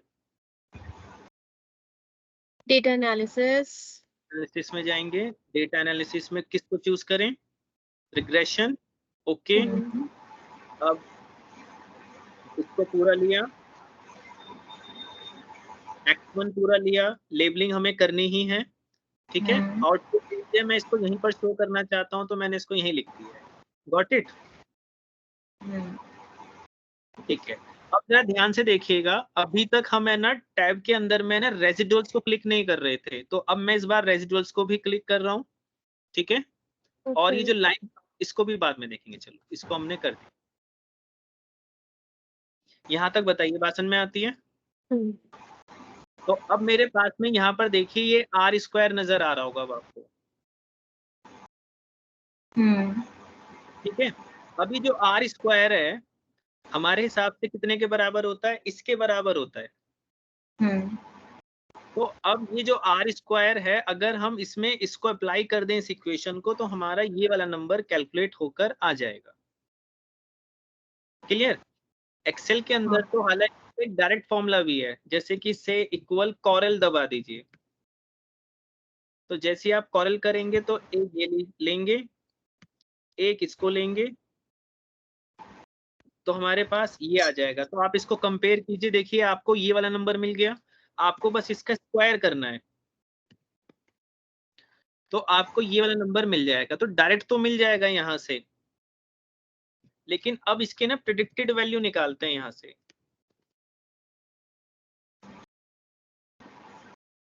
तो मेरा मॉडल बताइए, जो मेरा मॉडल मैंने एस्टिमेट किया है उसमें मेरा कोफिशिएंट क्या आया है यहाँ से? 9.80 समथिंग कुछ करके। Intercept is 9.80 and x1 is 0.65, मतलब यानी कि 0.65 समथिंग, और उसका variable x1 is equal to my y1। ये मेरी एस्टिमेटेड इक्वेशन है। अब इस इक्वेशन से मैं x की डिफरेंट वैल्यूज के लिए y को प्रेडिक्ट कर सकता हूँ।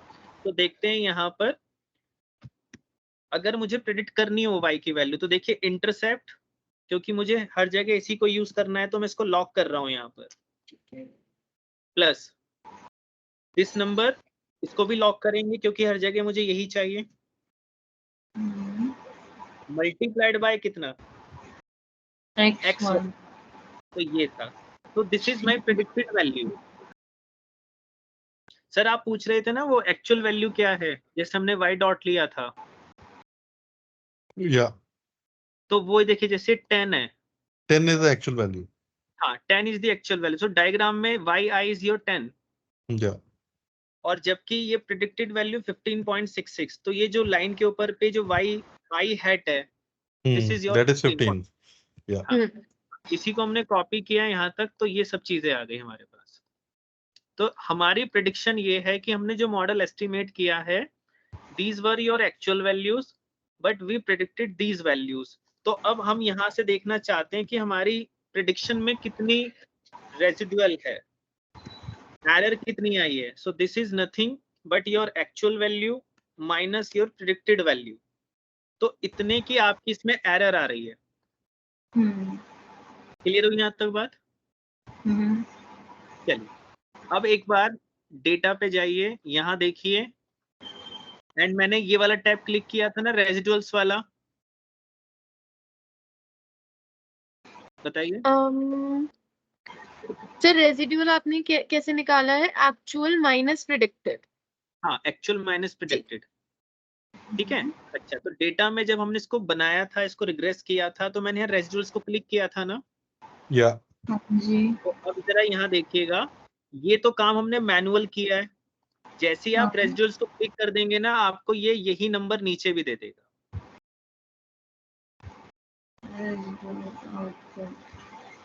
देखो यहाँ पर ये रही हमारी प्रेडिक्टेड वैल्यू और रेजिडुअल्स, इसको देखिए एज इट इज कॉपी करके देखिए क्या सेम वैल्यूज हैं। हाँ सर सेम तो है, बट मैंने जब रेजिडुअल कैलकुलेट किया ना, अच्छा सॉरी वाई से करना है, सो सॉरी। आपने हाँ मैंने एक्स से कर दिया, सो सॉरी। हाँ ठीक है ठीक है ठीक है ठीक है। अच्छा, अब उस टैब को रेजिडुअल्स का क्लिक करने का फायदा क्या हुआ? फायदा ये हुआ कि अगर हमारे पास में ऑब्जर्वेशंस बहुत ज्यादा होती, से थाउजेंड्स ऑफ ऑब्जर्वेशंस होती, ठीक है ना, तो उस सिचुएशन के अंदर में हम या तो मैनुअल फॉर्मूला लगाएं और टाइम कंज्यूम करें, उससे अच्छा ये है कि हम पहले ही कर दें उन चीजों को। बताइए यहाँ तक बात समझ में आती है? हाँ जी, ठीक है। Yes sir. यहाँ से अब हम आगे बढ़ते हैं। जब ये रेजिडुअल्स हमने निकाले हैं, ये जो रेजिडुअल्स हैं, ये जो आपने रिग्रेशन कैलकुलेट करी है अभी, यहाँ से जरा इसमें आइए।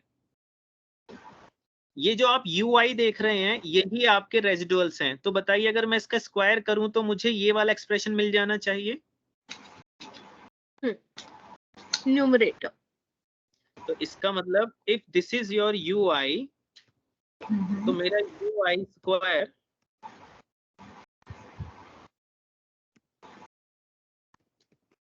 ये आना चाहिए। बताइए। ठीक है, फिर बताइए इसमें सिग्मा लिखा हुआ, तो दैट मीन्स मैं इसका क्या कर दूं? सम सम कर देते हैं। सो ये हमने इसका सम कर दिया यहाँ से, ठीक है। फिर नीचे है yi, यानी कि जो एक्चुअल ऑब्जर्वेशंस थी उसमें से y का मीन सब्ट्रैक्ट कर देना। तो चलिए ऊपर आते हैं यहाँ पर, ये है मेरा y माइनस में y बार। पहले तो बाय बार निकालेंगे। ठीक है, तो इसके लिए हम क्या करते हैं, ये मेरी y की वैल्यू थी ये, माइनस में इसका एवरेज, क्योंकि बार का मतलब क्या होता है, उसका एवरेज है, और क्योंकि वो average through out the observations constant रहना चाहिए, तो हम इसको सारी की सारी सेल को कांस्टेंट कर देते हैं। बताइए बात समझ में आई यहाँ तक? सर इसमें स्टैंडर्ड एरर नहीं यूज कर सकते आप? सर नहीं, एक्चुअल में ये जो फॉर्मूला है इसमें ये सीधा सीधा मीन है बस खाली। नहीं, I mean to say this entire expression, summation of yi minus y bar to the square, this is nothing but the variance, right? Which is nothing but standard error square. And sir standard actual error में, you already have. Sir वो तो आपको model में दिख रही है। Actual में इसमें दो प्रॉब्लम है। पहली बात ये है कि ये सिर्फ है ना डेविएशंस का स्क्वायर है, बट ये स्टैंडर्ड एरर अभी भी नहीं है सर, क्योंकि स्टैंडर्ड डेविएशन में पहले उसकी नंबर ऑफ ऑब्जर्वेशन से डिवाइड करना पड़ता है। Okay.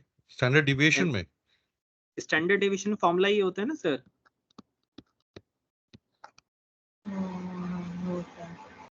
आपको नंबर ऑफ ऑब्जर्वेशन से डिवाइड करना पड़ता है ना उसको।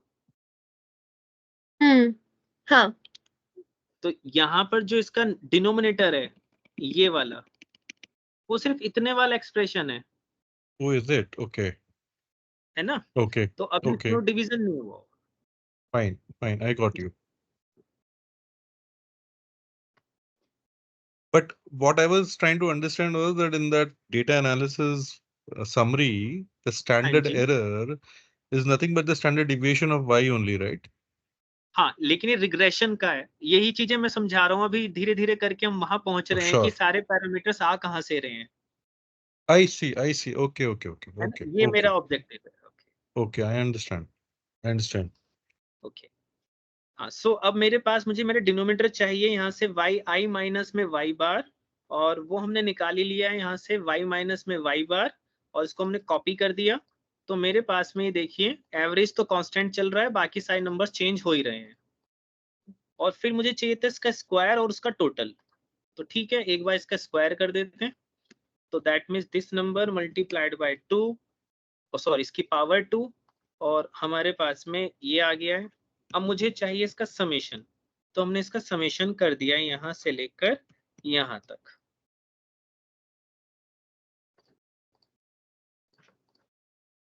तो अब मेरे पास में न्यूमरेटर भी है, अब मेरे पास में डिनोमिनेटर भी है। तो बताइए मेरा न्यूमरेटर कहाँ पर है? ये रहा मेरा न्यूमरेटर, और मेरा डिनोमिनेटर है ये रहा।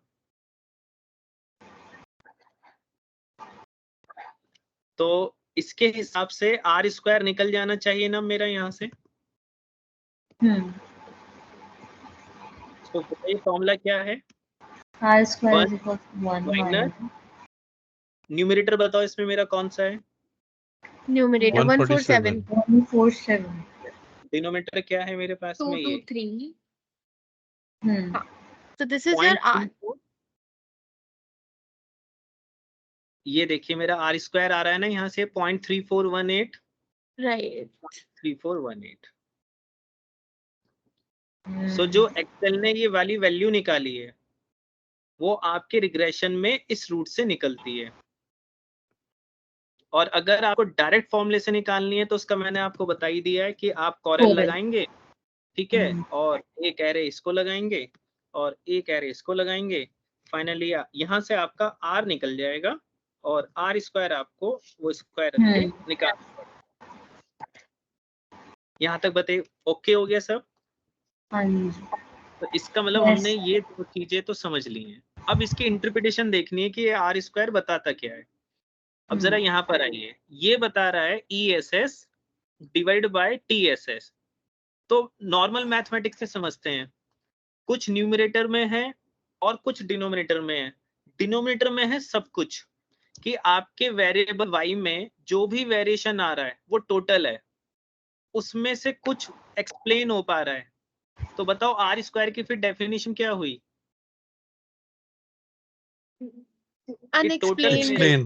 Unexplained deviation. No, explained one. No? Explained one. 1 minus. 1 minus unexplained, na? So it is explained one. ठीक है।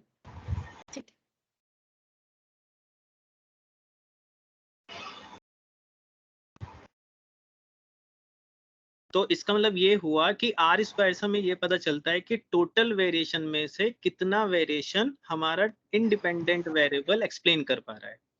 ठीक है, तो आर स्क्वायर से हमें पता चला tells us how much variation is explained by the independent variable।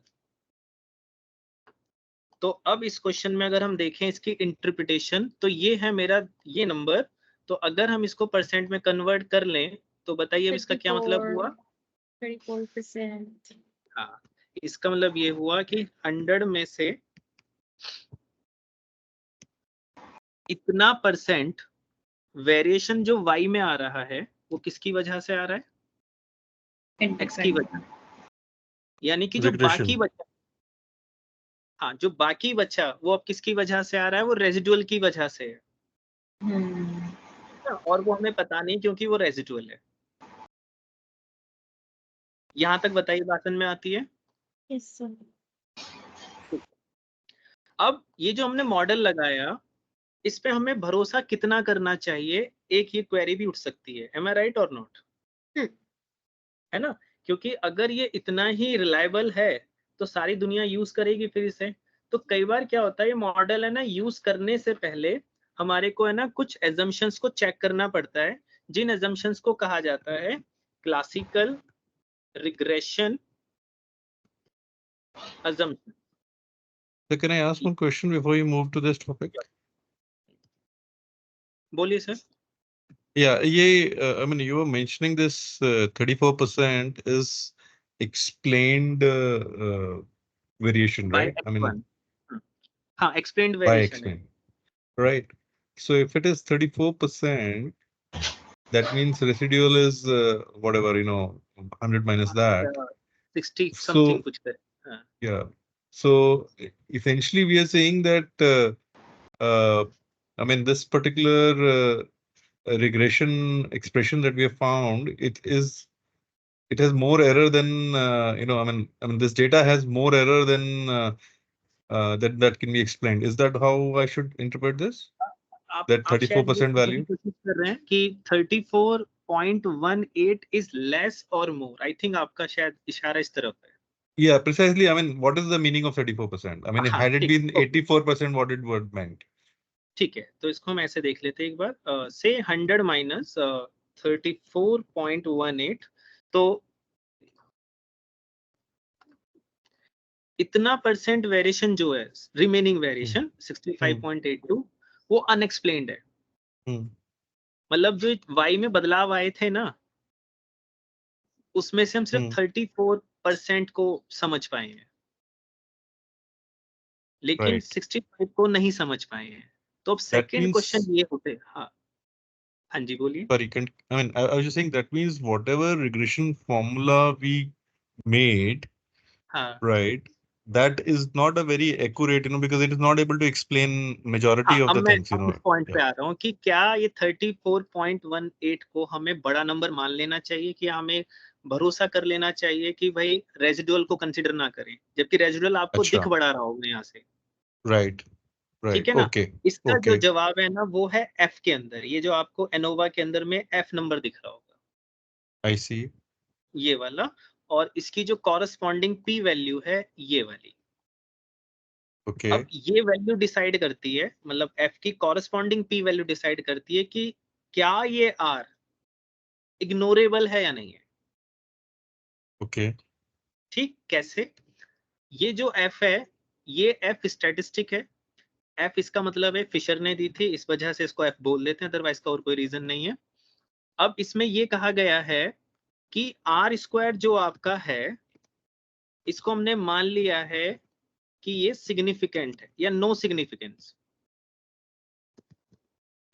okay, ठीक है, ये मेरी नल हाइपोथेसिस है सर. तो मेरी ऑल्टरनेट हाइपोथेसिस होगी कि आर स्क्वायर क्या है, is significant, yeah, significant.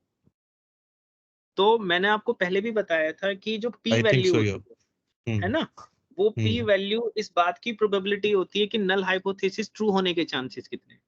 hmm, तो मेरे नल okay, हाइपोथेसिस के ट्रू is होने के very less, चांसेस यहाँ पर very 8%, less, all right, है ना. अब ये 7% या 8% बड़ा नंबर है, छोटा नंबर है, सिग्निफिकेंस लेवल पे डिपेंड करता है, जो कि हमने 5% माना हुआ होता है जनरली. okay, और ये जो है ना, ये 7.59, this is greater than your pre determined 5% significance level. अगर एक बार आप डेटा एनालिसिस पे जाएं, जब हमने इसको, ये देखिए 95% का कॉन्फिडेंस लेवल right, था, right, इसका मतलब कि 5% की हम छूट ले रहे थे. yes, तो इसका मतलब ये हुआ कि ये 5% से बड़े होने की वजह से एक बड़ी प्रोबेबिलिटी है. okay, अगर ये बड़ी प्रोबेबिलिटी है, तो इसका मतलब नल हाइपोथेसिस के ट्रू होने reject के कर रहे हैं, चांसेस बड़े हैं. यानी कि R square has no significance होने के चांसेस ज्यादा हैं. right, इसका मतलब कि 34% जो नंबर आ रहा है, it is ignorable. And so हमारा मॉडल एक okay, बेटर मॉडल नहीं है, जो हमारी अभी आपकी जो right, कॉमन सेंस थी वो भी कह रही थी कि 34% यानी कि 65% तो कुछ और है. So we are accepting the null hypothesis because the significance value is coming more than more than 5%, right? And okay, I got you. I understood you. I think you explained this in one of the previous class, but I had forgotten. हाँ, Yeah. ठीक है ना. सो मतलब Yes, इसको ना हम intuitively reject नहीं करते हैं, हम इसको है got ना you. एफ की पी वैल्यू के बेस पर रिजेक्ट करते हैं. क्योंकि हो Understood. सकता है कि 34% आपके लिए एक छोटा नंबर हो सकता है, किसी दूसरे पर्सन के लिए बड़ा नंबर हो. तो हम कहते हैं कि हम ऑब्जेक्टिवली बात कर लेते हैं. फिर तो ऑब्जेक्टिवली ये है कि एक नंबर के बेस पे इसको रिजेक्ट कर देते हैं. So had I taken a significance of 10%, I mean 90%, I हाँ mean the हाँ, अगर confidence मान level लीजिए आपने 90%, 10% ले लिया होता right? Then it तो would उस have केस में been rejected, yeah. The exactly null hypothesis would have been rejected, and this would have been a significant value for me. बिल्कुल R बिल्कुल, तो square, टोटली डिपेंड करता है कि आप सिग्निफिकेंस के साथ क्या गेम खेल रहे right? Had I selected 90% there in data हाँ। analysis, I would have got a different F value and a significance value of हो। F. इसमें कोई फर्क नहीं पड़ता आपकी नहीं सिग्निफिकेंस पड़ता. वैल्यू, Okay, हाँ, okay, वो सिर्फ okay. आपका Got it. रिजेक्शन क्राइटेरिया पे चेंज आता है बस। ठीक है. Thank you, sir. Thank you. I think this Welcome. clears my doubt here. अच्छा, एक अनदर पॉइंट ये है सर, इसी से जुड़ा हुआ, क्योंकि इसमें एक ही वेरिएबल था, तो जो काम आपका एफ ने किया है वही काम आपका टी भी कर देगा। ये बात समझ में आई सर? लेकिन ये सिर्फ तभी हो सकता है अगर ये एक वेरिएबल वाला हो, जैसे इसमें सिर्फ ओनली x1 था, अगर इसमें मैं x2 भी ऐड कर दूंगा ना तो फिर मेरी बात गलत साबित हो जाएगी। तो सिंपल मॉडल के अंदर में जो रिजल्ट आपका इससे निकला है f से, वही रिजल्ट आपका t से भी निकल जाएगा। आप जरा एक बात को यहाँ पर देखेंगे,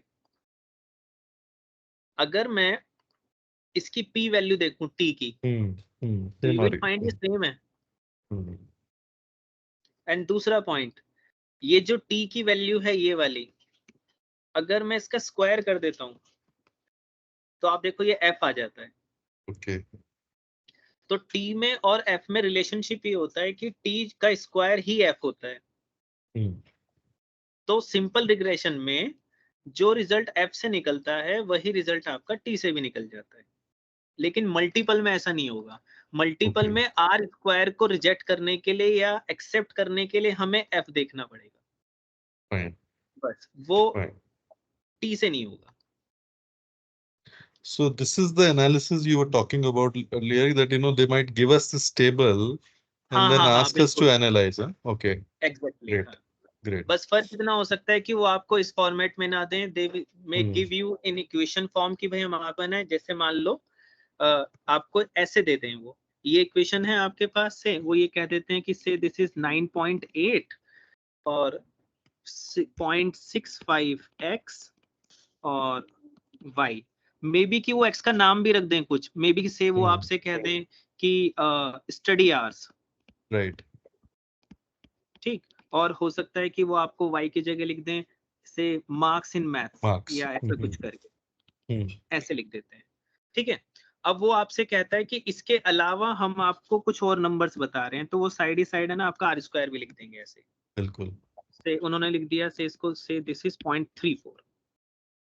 फिर वो साथ ही साथ जनरली क्या करते हैं, ब्रैकेट में 9.8 के नीचे उनकी स्टैंडर्ड एरर लिख देते हैं, जैसे देखिए यहाँ पर ये 9.8 है, यहाँ पर लिखी है, तो इसके नीचे लिख देंगे 3.68 और ऐसे ही दूसरी वाली का भी लिख देंगे 0.31।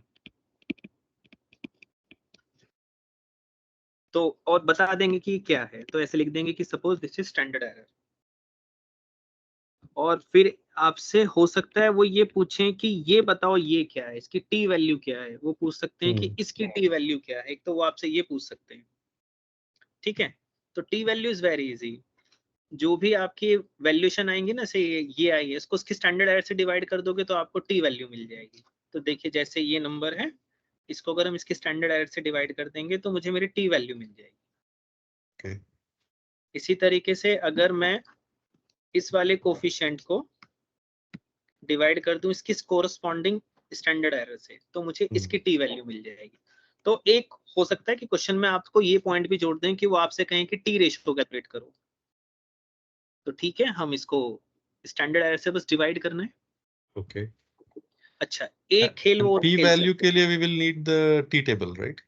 टी टेबल, वो उसके लिए आप टेंशन मत लीजिए, वो पी वैल्यू क्योंकि निकालना इज नॉट इजी जॉब, तो इसलिए Okay. वो इन पे इतना नहीं करते हैं। ठीक है। एक बाकी इसमें थोड़ा सा मैथ्स ऐसे खोल सकते हैं कि मान लीजिए कि यहाँ पर तो क्वेश्चन मार्क दे दिया और यहाँ पर इन्होंने इसको दे दिया कि now suppose this is your 2.03 और वो आपसे ये वाली स्टैंडर्ड एरर छुपा लें और कहें कि इसको कैलकुलेट करो, Fine. Okay. है ना। तो वो तो एक सिंपल सा right. मैथमेटिकल है Exactly. कि हाँ जो भी होगा कि इस नंबर को इससे डिवाइड करके ये आ जाना चाहिए, वो हम रिवर्स करके निकाल ही सकते हैं। फिर साथ ही साथ वो आपको यहाँ पर बता देगा कि इनकी कॉरस्पॉन्डिंग पी वैल्यू वो हमें दे रहे हैं। जैसे इसमें दी हुई है से 0.02 और इसमें दी हुई है से 0.075 समथिंग कुछ करके, और वो आपसे कहेगा कि सिग्निफिकेंस लेवल मान लो 5%, मान लो 1%। तो आपको ये रिजल्ट अब इंटरप्रेट करना होगा, आपको ऐसे बताना होगा, साथ ही साथ वो आर स्क्वायर भी बता देंगे कि से दिस इज 0.34 और जो भी है ना। तो अब आपको इंटरप्रिटेशन किस किस चीज की देनी है? एक तो आपको ये देनी है कि मॉडल एज अ होल काम कर रहा है या नहीं कर रहा है, तो वो तो True. आप एफ के बेस पर दोगे, लेकिन क्योंकि सिंपल मॉडल है, एक ही वेरिएबल है इसके अंदर, तो उसमें पे भी हो हमारे को जाएगा। हम टी पे भी कर देंगे उसको। तो अगर वो मल्टीपल देगा तो फिर वो एफ भी साथ देगा, लेकिन अगर वो सिंपल दे रहा है तो फिर वो एफ की जरूरत भी नहीं है। तो आर Got you. स्क्वायर की टेस्टिंग करने के लिए आपको एफ यूज कर लेना चाहिए। Okay. लेकिन अगर आपको सिर्फ इंडिविजुअल वेरिएबल पकड़ना है तो उसमें हमेशा और हमेशा टी का ही यूज करना है। तो अगर हम उससे पूछा जाए कि क्या स्टडी आवर्स सिग्निफिकेंट है मार्क्स के लिए, तो हम है ना इसकी टी की पी वैल्यू चेक करेंगे। तो टी की पी वैल्यू यहाँ पर कितनी है? 7.59, जो कि अगर 5% का सिग्निफिकेंस है तो उससे ज्यादा ही है। ज्यादा है। उसकी Null नल hypothesis hypothesis accepted. Study hours मायने नहीं रखते हैं, Right. है ना। इसका मतलब ज्यादा प्रोबेबिलिटी है, इसका नल हाइपोथेसिस ट्रू होने के चांसेस Accept. ज्यादा, Yeah. है ना, ये मतलब है। अब क्योंकि सर इसके अंदर में वेरिएबल ही एक है तो यही पूरा मॉडल बनाता है वेरिएबल, तो इसलिए पूरे का आंसर है एफ, है ना। तो नाउ इट मेक सेंस कि सिंपल मॉडल में एफ और टी सेम रिजल्ट क्यों दे रहे हैं, Got you. है ना। Thanks, तो sir. अब I आपको, think this is clear. हाँ, अब आपको ये रेजिडुअल्स वाला पॉइंट भी समझ में आ चुका है कि रेजिडुअल्स क्या होते हैं Yeah. और इनका स्क्वायर का क्या रोल है, और ये स्क्वायर आपको पूरे मॉडल के अंदर में कहां तक लेकर जाते हैं। Yep. ठीक है। अब यहाँ पर मैं आपको ये बात बोल रहा था कि ये जो क्लासिकल रिग्रेशन अजम्पशंस हैं ये बहुत जरूरी है जाननी, ये आपके स्टडी मेटल में भी लिखी हुई है। तो यहाँ से बहुत बड़ी स्टोरी शुरू होती है कि हमने सब कर तो दिया, हमने सब कुछ निकाल लिया, लेकिन इसके मैथमेटिक्स को करने से पहले, इस पे भरोसा करने से पहले आपको बहुत सारी बातों को टेस्ट करना होगा कि भाई ऐसा है तो ऐसा होगा। ये बिल्कुल वैसा ही है, मान लीजिए कि एक पेशेंट किसी डॉक्टर के पास गया, तो डॉक्टर दवाई देने से पहले ना कुछ टेस्ट कर ले, क्योंकि वो जिस चीज की दवाई दे रहा है वो कुछ सर्टेन एजम्पशंस के अंडर ही वर्क करेंगी। तो अगर उनको लगता है कि वो एजम्पशंस मीट हो गई हैं तो ही वो दवाई असरदार होगी। वो जो एजम्पशंस हैं उसको हम बोलते हैं क्लासिकल लीनियर रिग्रेशन एजम्पशंस। बताइए यहां तक बात समझ में आती है? Yeah. हाँ, इसमें से एक एजम्पशन है नॉर्मेलिटी ऑफ रेजिडुअल्स। ये जो मेरे रेजिडुअल्स निकले हैं ना, ये वाले नंबर्स, ये वाले, ये नॉर्मली डिस्ट्रीब्यूटेड होने चाहिए। कहने का ये मतलब है कि जब मैं इन नंबर्स का हिस्टोग्राम बनाऊं तो वो हिस्टोग्राम थोड़ा सा बेल शेप दिखना चाहिए। ये भी मतलब है इस बात का कि रेजिडुअल का जो शेप है वो कुछ कुछ ऐसा दिखना चाहिए, बेल शेप जैसा सा। हालांकि ये बहुत नेसेसरी एजम्पशन नहीं है। अगर आपका मकसद, आपका ऑब्जेक्टिव सिर्फ मॉडल को रिग्रेस करना है, उसका सिग्निफिकेंस चेक करना नहीं है, तो ये एजम्पशन ड्रॉप की जा सकती है। लेकिन अभी देखिए हमने जब इंटरप्रिटेशन करी थी ना कि एफ के बेस पर आर स्क्वायर को रिजेक्ट कर दो, तो यहाँ पर हमारा ऑब्जेक्टिव खाली एस्टिमेशन नहीं है, हमारा ऑब्जेक्टिव ये भी है कि मॉडल फिट बैठता है या नहीं बैठता है। तो ऐसी सिचुएशन के अंदर में ये अजम्पशन फिर नेसेसरी हो जाती है कि रेजिडुअल्स का नॉर्मली डिस्ट्रीब्यूटेड होना जरूरी है। बताइए यहाँ तक बात समझ में आती है? Yes sir. ठीक है। दूसरा पॉइंट ये है कि ओके अगर ऐसा है तो हमें कैसे पता चलेगा कि कोई चीज नॉर्मली डिस्ट्रीब्यूटेड है या नहीं है। तो इसके ना हमारे पास कई तरीके हैं, जिसमें से एक तरीका है हमारे पास में हम जेबी टेस्ट का यूज करेंगे। जेबी टेस्ट का मतलब है जार्क्यू बेरा टेस्ट।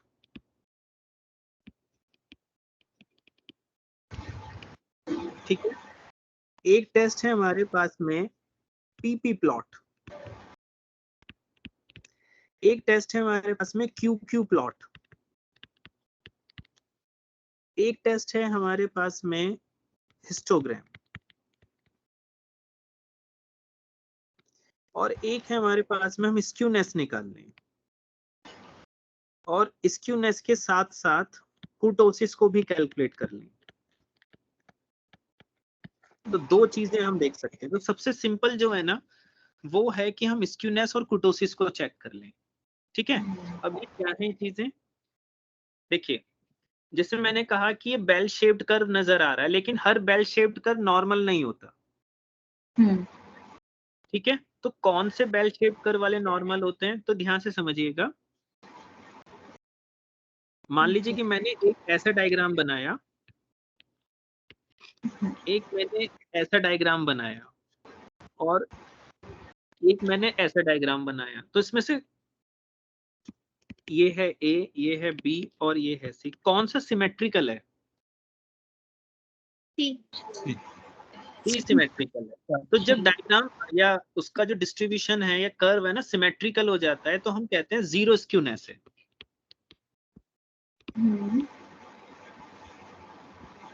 लेकिन जैसे ए है और बी है, ये सिमेट्रिकल नहीं है, ये किसी एक तरफ पे टेल्ड हैं, झुके हुए हैं, तो उनको कहते हैं कि इसमें कुछ ना कुछ स्क्यूनेस है। तो यहीं से हमें आइडिया मिला कि नॉर्मल डिस्ट्रीब्यूशन के अंदर में स्क्यूनेस जीरो होनी चाहिए या नियर टू जीरो तो होनी चाहिए। Make sense? ठीक है, दूसरा पॉइंट ये है कि ये कर्व कितना पीक्ड है। अगर नॉर्मल तो मतलब बेल शेप्ड तो है, लेकिन आप जरा इसको देखिए, क्या ये भी बेल शेप्ड है और सिमेट्रिकल है? Yes, और क्या it is. ये भी सिमेट्रिकल ही है? यस। तो इसका मतलब ये हुआ इन तीनों ही डायग्राम के अंदर में जो बेल शेप्ड हैं, स्क्यूनेस तो जीरो आएगा, बट एक बहुत पीक्ड है, एक मीडियम पीक्ड है, और एक उससे थोड़ा सा कम है। इसको कहते हैं कुर्टोसिस। तो जो कुर्टोसिस है ना, वो एक नंबर होता है जो मेजर कर लेता है कि कर्व कितना ऊपर की तरफ उठा हुआ है। Got it? यस। तो नॉर्मल डिस्ट्रीब्यूशन होने के लिए, मतलब बेल शेप का नॉर्मल होने के लिए कहा गया है कि एक तो उसका स्क्यूनेस ऑलमोस्ट जीरो होना चाहिए, और जो उसका कुर्टोसिस है वो 3 होना चाहिए। बताइए, अगर ये दो शर्तें आप पूरी कर दीजिए तो वो ही कर्व क्या बन जाता है? नॉर्मल। लेकिन अगर आपका कुर्टोसिस 3 से ग्रेटर निकला या 3 से लेस देन निकला, तो कर्व अभी भी बेल शेप तो रहेगा, उसका स्क्यूनेस तो जीरो रहेगा, बट लेकिन वो क्या नहीं बन पाएगा? नॉर्मल नहीं बन पाएगा। अब क्वेश्चन ये उठता है, मैंने जब ये डेटा टैब दबाया था, इसमें कहीं पर भी नहीं था कि कुर्टोसिस कितना है और ये सब कितना है। ठीक है, तो इसके लिए अब हम सीखते हैं कि क्या करें। डेटा एनालिसिस में जाइए। अब आप यहाँ देखिए, ऊपर आपको एक है ना डिस्क्रिप्टिव स्टैटिस्टिक्स करके एक टैब दिखेगा, यहाँ पर दिख रहा है? Yes sir. अब इसको क्लिक करते हैं, वो आपसे पूछेगा कि क्या करना है, किसका पता करना है। बताइए, एजम्पशन किसके बारे में है? रेजिडुअल्स के बारे में, या वाई के बारे में है, या एक्स के बारे में है? हाँ, यूआई। यानी कि यूआई। तो नाउ यू कैन कनेक्ट कि ये यूआई निकालना क्यों जरूरी था। हाँ ठीक जी, है, तो इसका मतलब कि assumption मैं को चेक करने के लिए। ये नंबर मैंने चूज किए हैं यहाँ से। ठीक है, अब वो आपसे पूछ रहा है कि क्या क्या चाहिए। हमें समरी स्टैटिस्टिक्स चाहिए और कुछ नहीं चाहिए। ठीक है, कहाँ चाहिए, कहीं भी लिख दीजिए। ओके, जरा यहाँ देखिए, नहीं दिख रहा है आपको स्क्यूनेस? Yeah, one Yes, है. sir. एक Skewness यहाँ is kurtosis। one.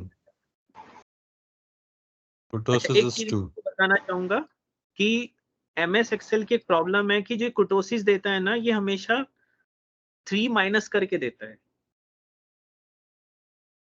अब वो 3 आप समझ गए होंगे कहाँ से आ रहा होगा, है ना? तो वो क्या करता है बेसिकली, वो जिसको एक्सेल कुर्टोसिस लिख कर देता है ना, एक्चुअल में वो एक्सेस कुर्टोसिस होता है। तो जो कुर्टोसिस निकलेगा उसमें से 3 माइनस करके, ठीक है? तो इसका मतलब हमारा एक्चुअल वाला बताओ कुर्टोसिस कितना रहा होगा? 5 कुछ रहा होगा, और स्क्यूनेस तो इतना है। बताओ क्या लगता है इसमें रेजिडुअल्स कैसे थे? इसमें नॉर्मल नहीं है। नॉर्मल नहीं है। नॉर्मल नहीं। अब इससे आपने क्या कंक्लूजन निकाला कि अभी हमने इसमें जितना भी कुछ एनालिसिस कर डाला है ये भरोसे के लायक नहीं है। नहीं है। ओके, वो क्लासिकल रिग्रेशन असम्पशन को फॉलो नहीं करता है। हाँ, पहली फॉलो नहीं कर रहा है, लेकिन अभी मैंने बताया था ना कि ये इतनी स्ट्रिक्ट एग्जम्पशन नहीं है। लेकिन सिर्फ कब तक स्ट्रिक्ट नहीं है? जब तक हमको इसके बेस पर, ये टी के बेस पर वेरिएबल की वेरिएशन की सिग्निफिकेंस और एफ के बेस पर आर स्क्वायर की सिग्निफिकेंस को रिजेक्ट करने की ना सोच रहे हो। अगर आपका मकसद सिर्फ एक स्ट्रेट लाइन ड्रॉ करना है तो खुल के कीजिए, फिर चाहे नॉर्मल हो या ना हो इससे फर्क नहीं पड़ेगा। लेकिन अगर इस मॉडल के बेस पर आप कोई नल हाइपोथेसिस, चाहे वो आर स्क्वायर वाली हो चाहे वो वेरिएबल वाली हो, उसको रिजेक्ट करना चाहते हैं, एक्सेप्ट करना चाहते हैं, तो आपको यहाँ पर थोड़ा सा प्रिकॉशन एक्सरसाइज करना होगा। बताइए So यहाँ you're तक बात saying, that first we'll have to check the normality of Exactly, residual. sir. If हाँ, it is actual, normal, then only we should interpret the f significant p value of हाँ f. हाँ बिल्कुल बिल्कुल sir, exactly. Sir problem पता है real life में क्या है कि जब बहुत डेप्थ में इकोनोमेट्रिक्स नहीं पढ़ रखी होती ना, तो खासकर आप YouTube पे कई सारी वीडियोस देखेंगे जो स्टॉक मार्केट के बारे में एनालिसिस करके दिखाते हैं। तो वो पता है क्या करते हैं, वो सीधा है ना मॉडल को रन कर देते हैं, Right. और मॉडल को रन करने के बाद में ऐसा कुछ जनरेट हो जाता है और एक्सप्लेन कर देते हैं। बट लेकिन वो ये भूल जाते हैं कि वो तो तभी काम करेंगी जब ये पीछे की कुछ चीजें सेटिस्फाई हो जाए। So essentially, if I interpret this, if had the residuals been normal, the mean error would have become 0, right? I mean, हाँ, the अप्रोक्सीमेटली आनी चाहिए। approximately, हालांकि right? वो तो इसमें भी 0 ही आएगी सर, क्योंकि वो स्टैटिस्टिकल प्रॉपर्टी है एरर की। Acha, okay. हाँ Oh, is it? Okay, fine. So it's not that because it is not normal, then my error is so much significant that whatever regression I'm trying to do will not बिल्कुल ever बिल्कुल give me बिल्कुल the predicted values. Exactly. Okay. और आप अगर यहाँ भी देखेंगे ना सर, मेरे रेजिडुअल्स भी बहुत ज्यादा नजर आ रहे हैं। देखो कहाँ 10 की थी, प्रेडिक्शन इतनी बढ़िया लगी नहीं रही है कहीं पर भी। Right. यहाँ No, I agree. 9 का 17 का Right. था, ये है ना, तो ये बहुत मजेदार लग नहीं रहा है। और दूसरा कुछ कुछ हमें लग भी रहा था कि आर स्क्वायर कम कैसे हो गया, शायद इस वजह से हुआ क्योंकि डेटा नॉर्मली डिस्ट्रीब्यूट नहीं हो रहा था, है ना। तो ये इंटरलिंक चीजें हो जाती हैं अंदर से। तो सबसे पहले हमें नॉर्मेलिटी डेटा की चेक कर लेनी चाहिए। और भी बहुत बढ़िया बात, स्क्यूनेस में तो फिर भी मुझे दिमाग लगाना पड़ रहा है। तो एक हमारे पास में ये ग्राफिकल मेथड भी है, पीपी प्लॉट और क्यूक्यू प्लॉट। तो एक बार हम वापस डेटा में जाते हैं, डेटा एनालिसिस में आते हैं और रिग्रेशन में जाते हैं। अब आप देख Just सकते one हैं more कि point. हाँ, Just one more point. You said data normality. Is it residual normality or data normality? I mean, मतलब they both are रेजिडुअल की same or they normality, will be different? नहीं different है sir. हाँ. मतलब मैं इन numbers की normality की बात कर रहा हूँ। Yeah, residual normality, right? हाँ, Data might और still be normal, right? But बिल्कुल, और because मैं our आपको एक बड़ी residuals are not normal, that's the reason we are बिल्कुल rejecting. Okay. एग्जैक्टली। और ये बड़ी Okay. मजेदार बात बताता हूँ सर, बहुत बड़ी पॉपुलेशन है जो ये सोचती है कि क्लासिकल रिग्रेशन एजम्पशन में नॉर्मेलिटी का मतलब है इन नंबर्स का नॉर्मल होना। Okay. No, I see. जबकि ये हो या ना हो इससे फर्क नहीं पड़ता। Right. ये जो निकल कर आएंगी रेजिडुअल्स, ये नॉर्मली डिस्ट्रीब्यूट होनी चाहिए, Got it. है ना। हालांकि एक दूसरा पार्ट ये भी है कि अगर ये नॉर्मल है ऑलरेडी, तो इसके नॉर्म होने के चांसेस बहुत बढ़ जाएंगे। Right. तो ये होगा। लेकिन बहुत से लोग हैं ना इनके पीछे पड़ जाते हैं, वो देखते हैं कि जैसे यही नॉर्मल नहीं है तो पूरा टेस्ट जो लगा देते हैं ना इस वाले डेटा पे लगा देते हैं। सो आई ऑलवेज सजेस्ट कि पहले उसको रिग्रेस करो, रेजिडुअल्स को निकालो, देन रेजिडुअल्स पे जो भी टेस्ट है उसको अप्लाई करके देखिए। परफेक्ट। तो अब यहाँ पर जैसे हम रिग्रेशन में आए तो अब देखिए हमने कौन कौन से टैब यहाँ पर यूज कर लिए हैं। हमने लेवल्स यूज करना सीख लिया है, आउटपुट वाला था, रेजिडुअल्स वाला देख लिया है। अब आप यहाँ देखेंगे आपको एक नॉर्मल प्रोबेबिलिटी दिखेगा यहाँ से। या अब अगर हम इसको क्लिक करते हैं तो ये हमारी एक सहायता और कर देता है इसी चक्कर में। वो अच्छा डेटा नहीं था। यहाँ पर देख रहे हैं ये वाला, इसको बोलते हैं एनपी प्लॉट।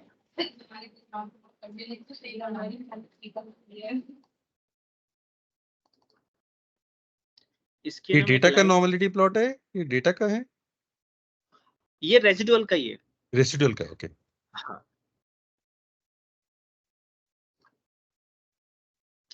कुछ लोग क्या करते हैं सर, इंस्टेड की वो स्क्यूनेस निकालें और ये सब चीजें निकालें, उनमें नहीं घुसना चाहते तो वो इस डेटा का यूज कर लेते हैं। हालांकि ये इतना इफेक्टिव नहीं होता।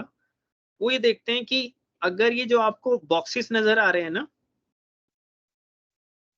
डॉट्स नजर आ रहे हैं, अगर ये स्ट्रेट लाइन के अराउंड रिवॉल्व कर रहे हैं, है ना, तो उस सिचुएशन के अंदर में डेटा में भी नॉर्मल। लेकिन अभी हमने स्क्यूनेस देखा और जो हमने क्या कहते हैं कुर्टोसिस देखा, वो नॉर्मल लग नहीं रहा है। राइट। तो इसलिए ना कई बार एक ग्राफिकल वाला ना ज्यादा मजेदार नहीं होता। ओके। इसके लिए क्या किया, दो मैथमेटिशियंस और इकोनोमेट्रिशियन जिनका नाम था जार्के एंड बेरा, बेरा इसमें इंडियन है, तो इन्होंने क्या किया, एक टेस्ट बनाया। उन्होंने स्क्यूनेस और कुर्टोसिस को अलग अलग चेक करने की बजाय उन्होंने दोनों को ज्वाइंट करके एक स्टैटिस्टिक बनाई, एक नंबर बनाया, उसको उन्होंने नाम दिया जेबी स्टैटिस्टिक या जेबी टेस्ट का।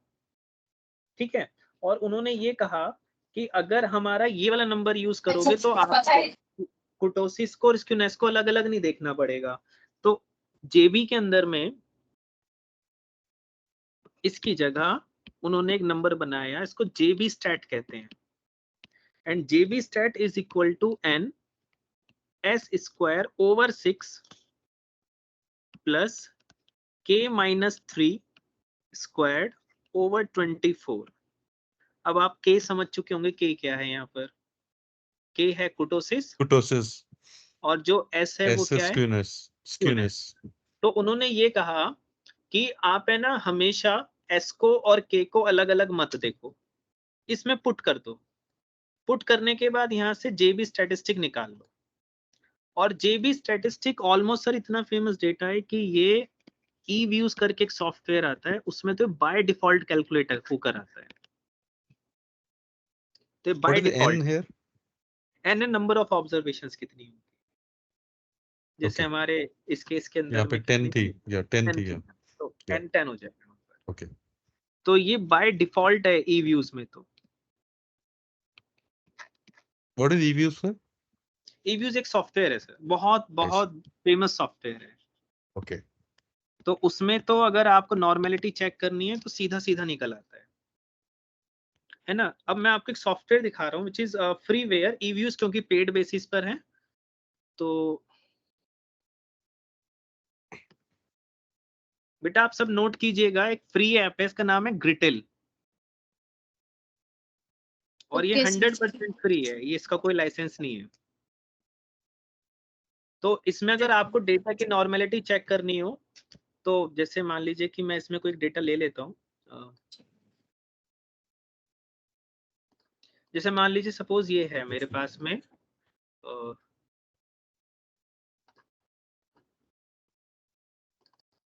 ये मेरे पास एक डेटा है, ठीक है, और हम ये देखना चाहते हैं इज इट नॉर्मल और नॉट।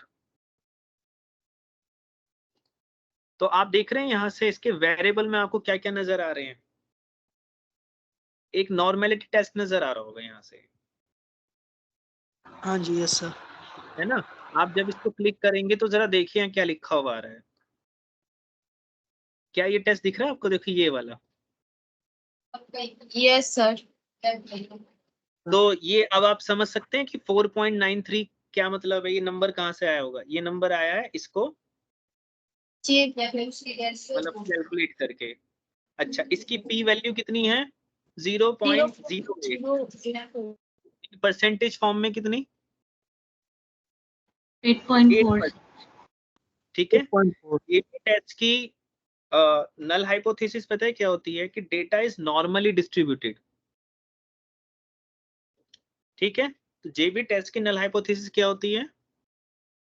Data normally distributed. तो अब इंटरप्रेट करके बताओ, पी वैल्यू का मतलब है 8%, सिग्निफिकेंस लेवल 5% है, और 8% इज ग्रेटर देन 5%, तो इसका क्या मतलब हुआ? कि जो डेटा आपने दिया वो कैसा रहा होगा? Normally distributed. इसकी प्रोबेबिलिटी कितनी है? 8% अराउंड। तो जेबी टेस्ट ने उस डेटा को क्या बना दिया कि नाउ मैं वेरीफाई करता हूं कि डेटा इज नॉर्मली डिस्ट्रीब्यूटेड। ऐसी एक टेस्ट और फेमस है, उसको शेपिरो-विल्क टेस्ट कहते हैं। कुछ जगह जैसे एक सॉफ्टवेयर है, इसका नाम है SPSS। ये भी बहुत फेमस ऐप है। तो इसके अंदर जो है ना, SW से नॉर्मेलिटी के रिजल्ट्स निकालते हैं। तो बहुत सारे तरीके हैं इसकी नॉर्मेलिटी को चेक करने के। बताइए, यहाँ तक बात समझ में आई है आपको?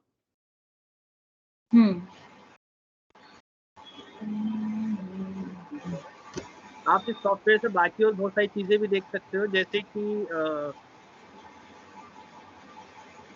Summary statistics. तो यहाँ से भी आप क्या निकाल सकते हो? स्क्यूनेस। अच्छा, now you can see here, JB test ने क्या बताया था, इसमें नॉर्मल है या नहीं है ये?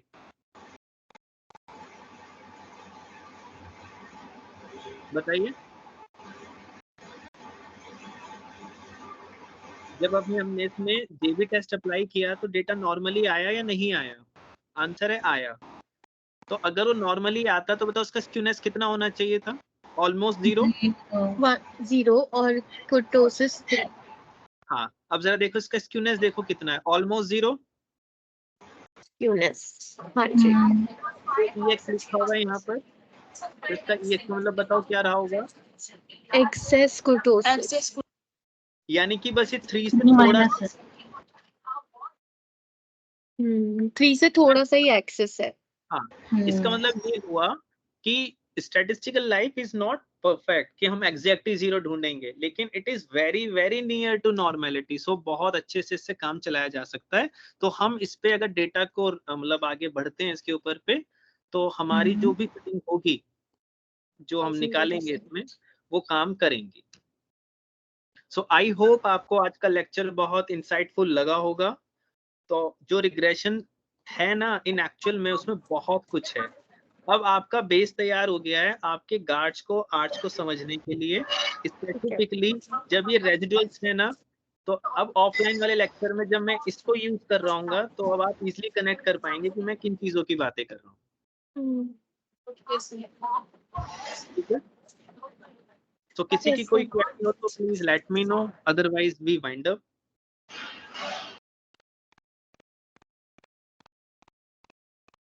Okay, thank you so much. Thank you, sir. Thank you, sir.